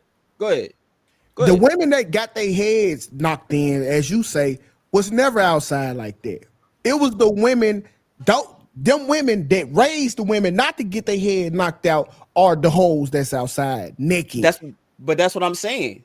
That their response to getting their head knocked in is to raise their daughters to So has the response been a good one? No, well, I think that I can answer that for you. No, well, it's been a negative response. Well, your perspective is that your perspective is that it's a negative response because they're not getting their head knocked in through the wall. But my perspective is that it's a negative response because because the response to them getting their head knocked through the wall is this shit right here. And so we have to evolve our thinking because we're doomed. Hold on, but we doomed to. I'm gonna say this real quick. We're doomed to repeat the same shit. So I think that now we have to change our whole perspective to be something that they believe in. You know what I'm saying? So it makes us have to be something more. Listen to what I'm saying. The woman that got knocked in, the woman who got disciplined. She raised her daughter to a feminist. Raised her daughter. This daughter here never got disciplined. Now, this same daughter is a whore. She walks outside naked. She has been with several men, and she'll never be married. So, because this daughter here didn't get disciplined, now she's a whore. So you telling me that the man not disciplining her was a better decision for her? No, I'm saying that the woman that got her head knocked in, she trained her daughter to be a feminist. So she don't never get her head knocked in. That's what I'm saying. So I say if you the way she trained her, did a positive reaction come from the way she trained her? Absolutely not. I agree with that, but I'm saying the response isn't to repeat the same thing, because how the hell you gonna get to knock her head in a wall if she a feminist? She ain't picking no man. She independent. How you gonna do that? Here's a question I have, August, because I think we were talking one day, and I thought you were saying the best time for black people was when they was the most married. Yeah. But the rule of thumb applied at that time. I don't think black men was knocking black women head in the wall. I think that was a white people thing, and feminists. No, we were never. Black women, the way they trying to paint it like we were whooping, like you whoop a woman ass. I don't think it was like I'm trying to understand, right? Because if we're saying feminism was a result of what was happening to the women, that would include black women, right? Are you saying now speculatively the black? You see, I'm just trying to understand how you reconcile, right? Because you're saying that was the best time for us when the rule of thumb did apply. It's the and then idea. You're saying the result of feminism is because that was happening to women. So now look, but now we're worse off. So what are you trying to parse? Maybe it's the idea. So what I'm saying is, as far as the black community is concerned, I don't really perceive black men really like knocking black women head in the wall, especially coming from all of the things that we went through with the Reconstruction, slavery, all that other shit, right? I think that white women, they was getting their head knocked in through the wall, but they started this feminist movement and enlisted the idea that you need to be independent from your man to black women, and that's how that got carried over. Oh, I see what you're saying. I see. You're saying that black women saw the benefit of it, even though they weren't being subject to the similar behavior from their men. And the reason why they were coerced into buying into it because of freedom or whatever. Exactly. And so I'm saying right now, the example of So why were we so much more married then? What do you think made black women stay? There was a consequence. If they weren't being subject to that type of behavior from the men. Well, I think they understood. I think that they believed in their men at the time. I think that they understood the value of their men at the time. I think they understood the structure and what men provided outside of just finances. They see, and they look at their men and they believe in who that man is. You know what I'm saying? Now here's where I need, because Dr. G's nodding. She also just presented an argument of, hey, Make sure you get your own money. Make sure you get your own this. Make sure you get your own that because of what they were subject to. So now I need that to be reconciled so I can understand, because essentially they were articulating that they were taught to be independent, so they weren't subject to that type of behavior. So now we got to understand, where was it? Where is this? So that brings me back to the idea. You understand what I'm saying? So the idea of feminism was No. That doesn't bring you back to the idea. Right. Because it was in response to what 2K was saying, you see? So Tiff and Dr. G were responding to what 2K was saying about the physical discipline, right? And so they were saying that type of behavior from men was the reason why women were taught to do for themselves, so they weren't subject to that. That's why I was interested why she was nodding when you was talking, because that is not is not congruent with what you were saying. It's the result though. Mm-hmm. So like if my mom or my aunt or my grandma were subjected to this corporal punishment, right? Then they're raising their daughters in a way that they don't have to be subject to it. The women were they were subject to it. They couldn't leave. They didn't even have the ability to have bank accounts and all these things. We know the things, right? So they had to stay. But they're not going to raise their daughters to be in a situation like that. They're going to raise their daughters to be self-sufficient, so they don't have to stay. That's where the breakdown becomes with the family structure. But you got to stay. But see now it's unfair though, because you immediately responded to what he said with that. Right now, August offers something different. Now it's being added in. That's why I was kind of confused when you were I just didn't give the nuance like August did. He broke it all the way down. He named it. I know, but it was so you don't even believe that the women were treated like this by black men.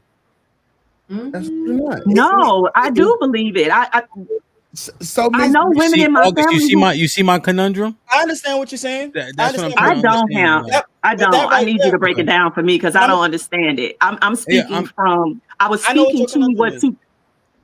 So Ms. G, what I'm saying is, let's say you was a track star, and your coach made you run 5 miles every day, and you hated it, but the results was you won. So your daughter has now came up in the world, and they're going to train under that same coach, and you say, "Hey, I don't want you running 5 miles every day," but now they're losing. At what point do you flip the switch and say, "Okay, listen, I might have didn't like the method, but it worked, and we want to win"? So when do we go back to that method? Because it was the winning formula. It wasn't the winning formula. Did you not understand that women can have bank accounts since 1972? Hey Tiff, let me ask you a question. Yes, sir. So you denounced the color purple notion. What do you mean? You denounced that a black man being depicted like that. You denounced that. No, I don't think it's fair at all. Okay, Dr. G, you denounced that black men were doing that to black women. No, I'm not saying it didn't happen, but I don't think that's I know everything isn't absolute. I'm saying overwhelmingly it didn't happen. Right. You guys agree with that? I think overwhelmingly it didn't, but it happened, and so here we are. For sure. Can I say this real quick? Hold on. Hold on. So overwhelmingly means a large majority, right? That it didn't happen, but you're saying that minority is the reason for where we are now. In addition to the things that August added, with that being an incentivized with feminism, so it's happening for one group, so they're in, and then here's another group that perhaps it's not happening for, but they see the incentive, so now they're in. Yes, exactly. And that's what I didn't say. The bank account, the right to vote, all that shit. Yeah. And that's the part I didn't say to 2K. I just cut to the chase. But August went back and broke it all. He laid it all the way down. Here's what we want to. Here's what we just. Because remember we were saying about being responsible, and I think there's a whole lot of stuff we be responsible of. I just adding it together, I can see it better. But initially, I'm like, okay, boom. But so you think the majority of the women just fell into what August was saying, though? I think it's a piece of it. So my mom is one of 8, and it's 5. My question specifically, Tiff, you think the majority of women fell into feminism by what August was saying? I don't want to say that because I think there are a lot of black women that we saw abuse. We saw it, and you saw it within your family. And is it family? Yeah. Was it enough to the point to where You understood, I don't want to be in this situation. I'm going to get my education. I'm going to get a degree and be able to take care of myself just in case. Because it should have been what we didn't get was it was a just in case. It wasn't the solution. So you go and get your BA, your BS, and your MRS, right? Like you But don't. it didn't work like that, right? What it did was now Right. we're further apart. Exactly. And now I'm saying it's like that we missed the part where you can get your education and still understand that there is a high value in being married, and there's a high value in being an educated wife and mother, that you don't have to sacrifice one for the other. You can be educated, you can be a wife, you can be a mother, and you don't have to forsake being in companionship and having a husband and being all of the other things. But we picked a financial security, and not understanding that yes, you're financially secure, but you are still going to miss out on an irreplaceable thing. You cannot replace marriage. You cannot replace a husband. You can't replace that foundation. That's irreplaceable. Real quick, I just want to say this. Y'all got to look up Margaret Sanger. Like Margaret Sanger was a CIA. You know about it. Okay, so that's what I'm saying. So you if you understand that there was money put behind this psyop to convince women to destroy the nuclear family. That's what I'm trying to say. So when we talk about the idea, this idea is being implanted in your head to make you think that Black men are overwhelmingly beating their women, and that is just not the case. That's just not true. I believe that psyop has worked very well. My boy, I believe, and as a result of that, the women are preparing their daughters not to have to go through that, which further fractures the family.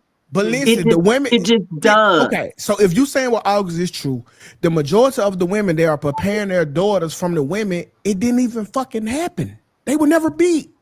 It was a lie. And I don't rule with a strong arm. I like a witty woman. Get to do that. He don't get to do that.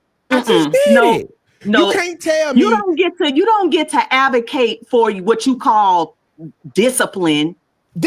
When saying we need to get back to that, and then say that it wasn't happening. You said it was happening, and that's why we were better. That's what you said. And now you're saying that it wasn't happening overwhelmingly. Like, brother, you're gonna have to pick a struggle. Wait. First of all, like seriously.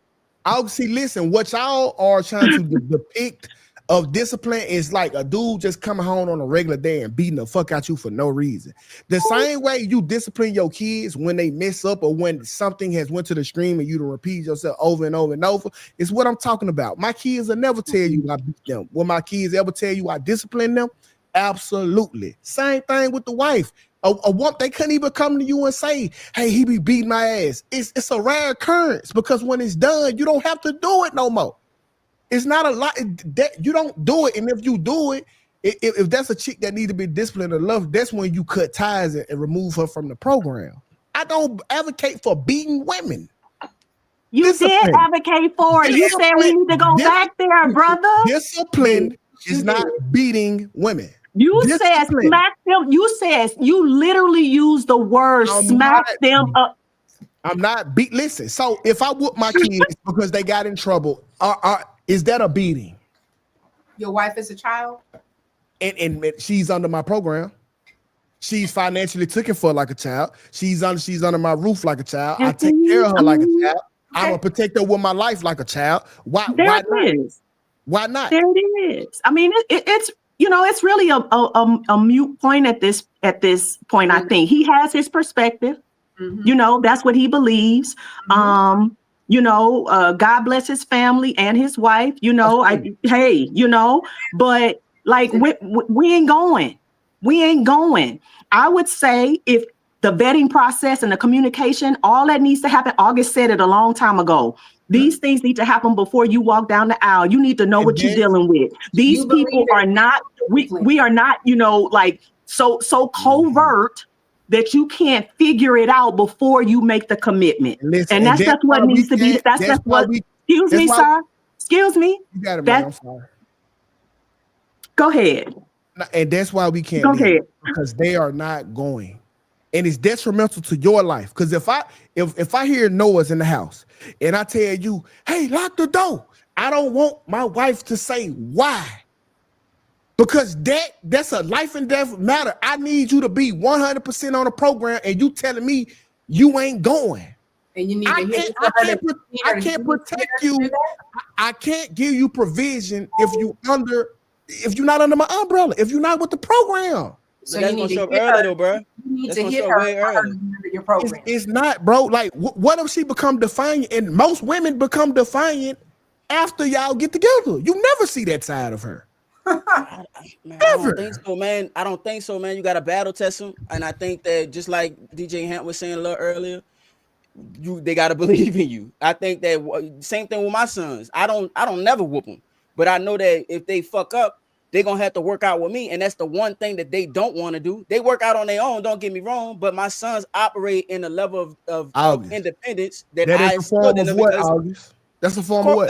that's a form of punishment. I understand what you're Discipline. saying. Thank you. That's a form of discipline. I understand what you're saying, but I think that it shows up differently when they respect you. You know what I'm saying? Like the idea of disappointing you is the form of discipline. Like my son know that the one thing he don't want to have is me. The same thing with my wife. My wife do not want to disappoint me. My disappointment look.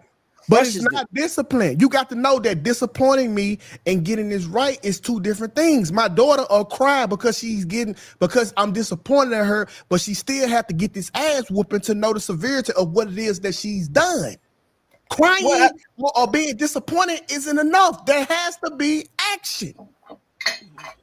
Yeah, I get you, but I don't think it's corporal punishment like that, like batting the fuck out of him. I'm not with that neither. I don't know. It's a program. I don't know. I try to consider things, right? Now, obviously, you guys know this, right? We've explained it previously. In the Quran, they have a system to discipline in their households. It's that we don't have that biblically. It doesn't state that, right? So that's not something we lean towards or condone. But I think about stuff like, what if there was you guys ever seen The Purge? Absolutely. What if there was one day a year, where you could beat the shit out of somebody and not get prosecuted for it? Anybody, Tiff, listen to what I'm saying. Any person, not women. So like let's say I work with somebody, right? And on December 6th, you could whoop a nigga ass day. Right? And this, I'm asking, seriously, would people's conduct change the closer you get to December 6th? Drastically. You're right. December 6th, I'm gonna fuck you up. You just wait till December 6th. I'm asking, like, just in a hypothetical, right? Would people's conduct change the closer you get to December 6th? Which I think. Absolutely. And December 7th, you probably gonna be never have another problem again. But everybody gonna be December 5th, they're gonna be the nicest motherfuckers on the panel. Everybody gonna be kumbaya and getting along, especially to the nigga that's gonna come whoop your ass. And on December 7th, you probably have another problem again. You probably won't even have to do December 6th no more. Because guess what? Action happened, and we know at this time I'm gonna have to pay for it. So just let me not. I'm not disagreeing the fact of capital punishment to a degree would fix the issue currently. But I think that what you're not looking at is the long-term effects of how that's going to happen. Yes, It is going to be what it is right now, where they're going to act right today. But we're going to have another feminist movement on our hands, which is going to be even more drastically worse, that we're going to have to fight later on down the line. That's what I'm trying to say. Yeah, we're looking at, because I just look like, so I don't think, so here's another thing, right? We got to get out of here. I appreciate y'all hanging on. I don't think men are more accountable than women. I think that we're held to account more drastically, right? I think if you remove laws and you move the different type of prosecution, motherfuckers would be running amok. You couldn't tell the difference between men and women if it was a silhouette and she was flat chested. That's a fact. You know what I'm saying? Like so consequences really change people's disposition. Just for everyone, right? So that's why we have a perception like when men are more accountable. The truth is we just prosecute it more harshly. So there's a perception of it. So I'm just looking at consequences there or not being there. What's the conduct of anyone? You know, it is interesting. But if you gotta, and he not saying this right. He didn't say do her dirty, but that ain't somebody you should be with. Mm-hmm. You know what I'm saying? Yeah, December 6th, my birthday, Rainbow Kid. But I just picked a date out of thin air. If you want people to beat people up on your birthday, No, I'm saying it's a hypothetical. Now, here's the thing. I don't know if y'all really listened all the way through to what I was saying, but I hope y'all did. I heard you. No, I heard He you. did. Yeah, Loud and clear now. and Loud I and get clear. what you said, loud and clear, and I get it, and I understand consequences of bad behavior, and are there different things that need to be maybe addressed or things that could be different? Absolutely, but I just the physical Here's how I can summary this with 2K. There's a lot of conduct that if it was two men having that conversation, it would escalate into physical violence. And we see that their level of manipulation, and I hope that from what I see anecdotally, it's the minority of women, but they leverage that it won't escalate past the argument. Bitch ass nigga, right? Where a man can't call me a bitch ass nigga. He just can't without it escalating physically. But there is no expectation, and therefore the disrespect seem to be pushed further at times. And I hope it's the minority of women that do that manipulate that fact. You see? Me too. Yeah. I do too. So just thinking about the whole thing, And I think a lot of times we be operating on grace because there are some dudes, because I ain't gonna say the N word, just some dudes that just don't care. Like, who you talking to? And you put yourself in that position, you bucked up. Now you can get fucked up. So a lot of times you just don't know who you're gonna run up on. You have to be, careful with that and mindful with that. So I get what you're saying. I hear you 100%. Well, but the truth is too, right, Tiff? That's not. 100. What you said, buck up, whatever that country shit you just said was. Buck up, Right. you're gonna get fucked But up. also, here's the truth, though. That's not even the response the majority of the time either. Right? What do you mean? Oh, for Like, dudes? Yeah, no, y'all give us a lot of grace. yeah, and I mean, because we know what we weaker vessels are, right? We don't, and nobody trying to pick on nobody, But really, what is being called to attention is like, hey, the conduct, Right. right? Because if you notice, inflammatory language is working less and less. Yeah. Now, like I think somebody said 2K was accurate. No, men don't care about that shit. Like you saying a thing to try to provoke us to. No, it's just a conversation about a concept, right? and what it really unveils is how do we treat each other, and we just got to assess that, in its entirety. We've been taught to write papers in hyperbole with those first two sentences. Mm. And then people are like, what the fuck is this? And then you write the paper to explain what the paper's about, Right. But listen, protect black women, bro. I don't. Even if a woman was to come swing on me, my next action would not be to hit her or hit her back. Listen, when you discipline it, it's coming up from a place of love, and it's not a long, extensive, drawn out thing. Might be a little tap. I'm not with abusing women by no stretch of the imagination. I just want to get you straightened up, let you know that there is a consequence behind an action. That is it. That is all. Yeah.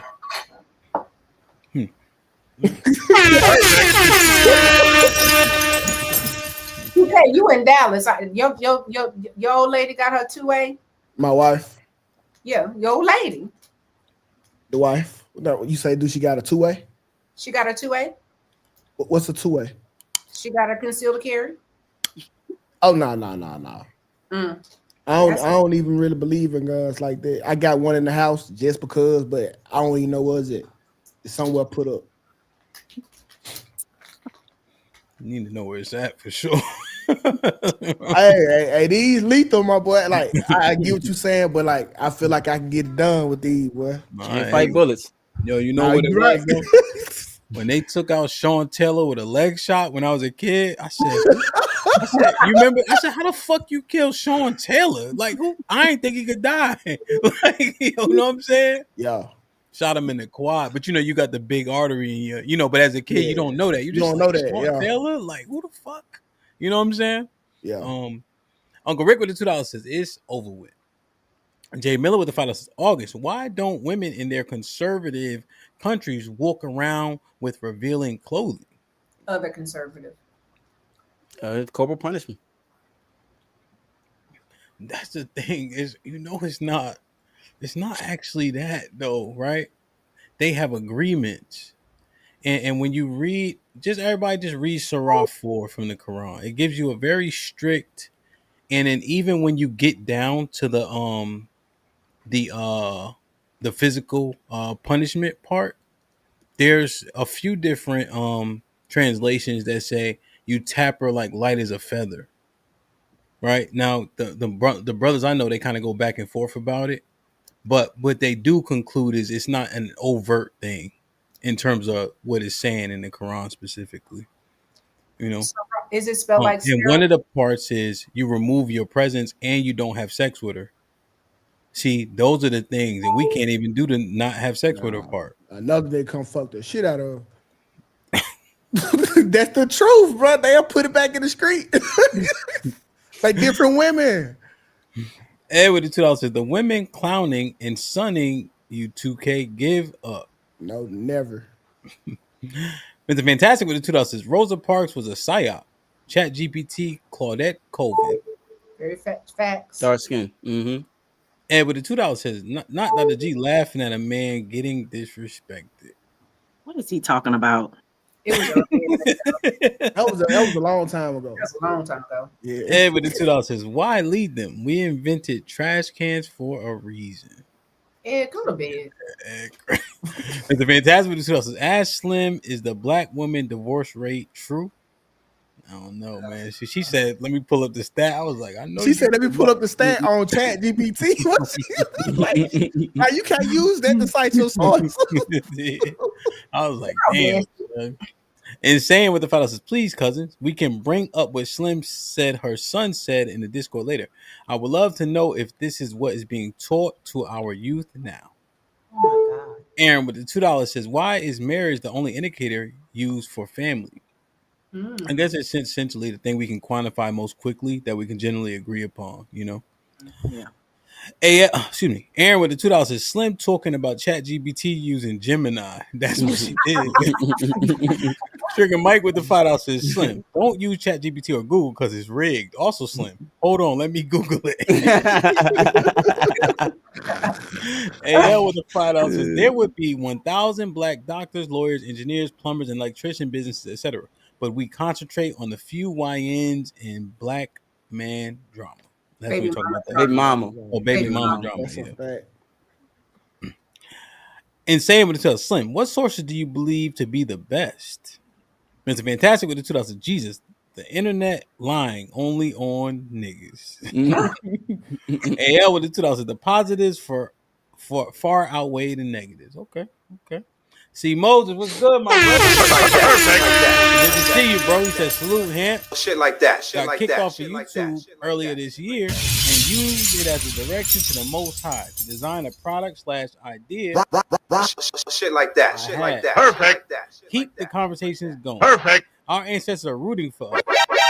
A lot of things are up.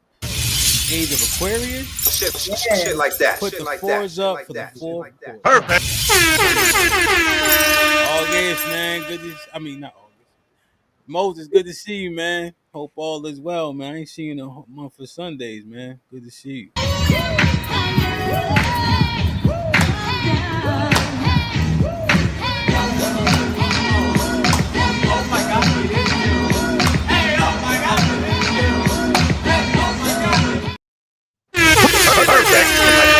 man, I'm proud of you, man. This shit hot. Nas was good. 20 ball says, let's say it's true. Black men were abusive of black women, which caused the fracture of the black family. Black women have more agency now.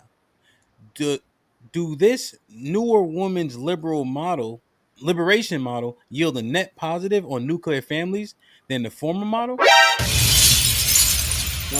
broke that down long ago. It don't. No. It's not a No, winner. It's not a it winning doesn't. formula. No, it doesn't. No, it's not a winning formula. Yeah, it's hard out here, man. Hey man, I love y'all. I appreciate y'all, man. August, any final thoughts? What the ancestors would say, brother? I think overall they'll say that we are doing bad. And I don't mean to be pessimistic, but I have to be realistic because if we don't discuss the issues, then we can never find the solutions. But I do think, our women need to believe in their men again and then willfully submit. And once they get in alignment, then you'll start to see everything through generations improve itself. Shit like that. Shit like that. Shit like that. Shit like that. Shit like that. Another great one, Hamp. Thank you for having me. I think overall, the ancestors would not be ashamed. Yet they would be telling us we bumping our head in all these places. We have a lot of work to do, but together. Also, vetting and effective communication is key when choosing a partner. If you're not able to understand who it is that you're coupling with before you couple, that to me is an indication not to couple with that person. That way we don't even have to talk about these aspects of physical violence toward adults. Last but not least, I just want to encourage us to assess the intent of the folks that you're following online and listening to online. What is their intent, right? Because I've been around long enough to know that the talking points usually align with the intent. And I'll leave it right there. Shit like that. Shit like that. I'm going to say congratulations on show 200. I feel very honored to be here. I think the ancestors would be like, look at these niggas and what they doing. I think that we got work to do, but I think they would be extremely proud of how our families are growing, how we've grown, how we continue to carry it, and understand that we are on their shoulders and we still have work to do. But I think they would be immensely proud. I think Black people are doing amazing things. We got areas of opportunity, but in mass, from people that were in chains for 400 years and subjugated to only having civil rights since 1965, and it's 2025, and where we are right now, I think they would be like, that's what's up. Don't forget your ways, don't forget your prayers, don't forget what we gave you, but continue to push forward. I think that they would give us keep doing the work. And I just can't see anything any different from that. We've come from a mighty long way, as the elders would say. We've come from a mighty, mighty long way. And the best is yet to come. You got 6 children, you married, your wife is a PhD, you got several businesses. It's a lot of HAMPs out there. We don't have a lot of HAMPs that we see visibly, but the answer we got, you up to almost 55K. Like, you've grown exponentially. Black people are up. And as long as we continue to say, hey, we need to come up and call ourselves up to a certain level, it's nowhere to go but up. It's up. It's up and it's stuck. And I'm gonna get my charger together too, Black people. I know I'm beeping. I didn't know who that was. I didn't know who that was. I thought it was me. I took my charger off. I'm like, damn, my shit's fucking up. Hit me. Lord. 2K. Shit like that. Shit like that. It's Barney time. Final thought. I just think the ancestors tell me, nephew, roll up your sleeves, man. We got some work to do. And that's it. Yo, man, I appreciate you coming through, man. Perfect. Sure, man. Definitely an interesting, thought-provoking conversation, man. The ancestors, man, if I had to be 100% honest, man, if we gave them proper context to everything, I don't think they would be too happy with us, man. We've fallen away from so much stuff that we don't even realize, And I'm not saying things are easy now, but I guarantee I'd rather go through the tyranny we go through now than what they went through. We did an adult field day, and nobody could dance at the party 6 hours later. Us in the field from sun up to sundown, you shitting me? But with all this opportunity, are we really making the most of it? Hey, I'm from Mississippi. I think I've been in that field. I wasn't picking up cotton though, but I've been out there in that sun. It's definitely doable, but you got to have a desire that can't be broken, bro. And I think that's where I get my backbone from. The fields of Mississippi, bro. You know, I'm pretty. I got a lot of intestinal fortitude, you know, but I just look at us and I'm like, man, are we doing the most with the things that we have access to, right? And I think if you say yes, I think we're doing ourselves a disservice. You know, I respect the people in us that are doing well. But I think there's a whole lot more out there. And I'm not ignoring racism, places. I don't ignore none of that shit. I understand who my enemies are, you know, but we work with whoever we need to get the fucking job done. But we got to stop inviting everybody everywhere, you know what I'm saying? And understand who you're dealing with. Hey. You know? Damn, man. Interesting. Perfect. I love y'all. I appreciate y'all. Be safe and do the right thing, man. Like, share, subscribe. Tell a friend to tell a friend. And we out. Yeah.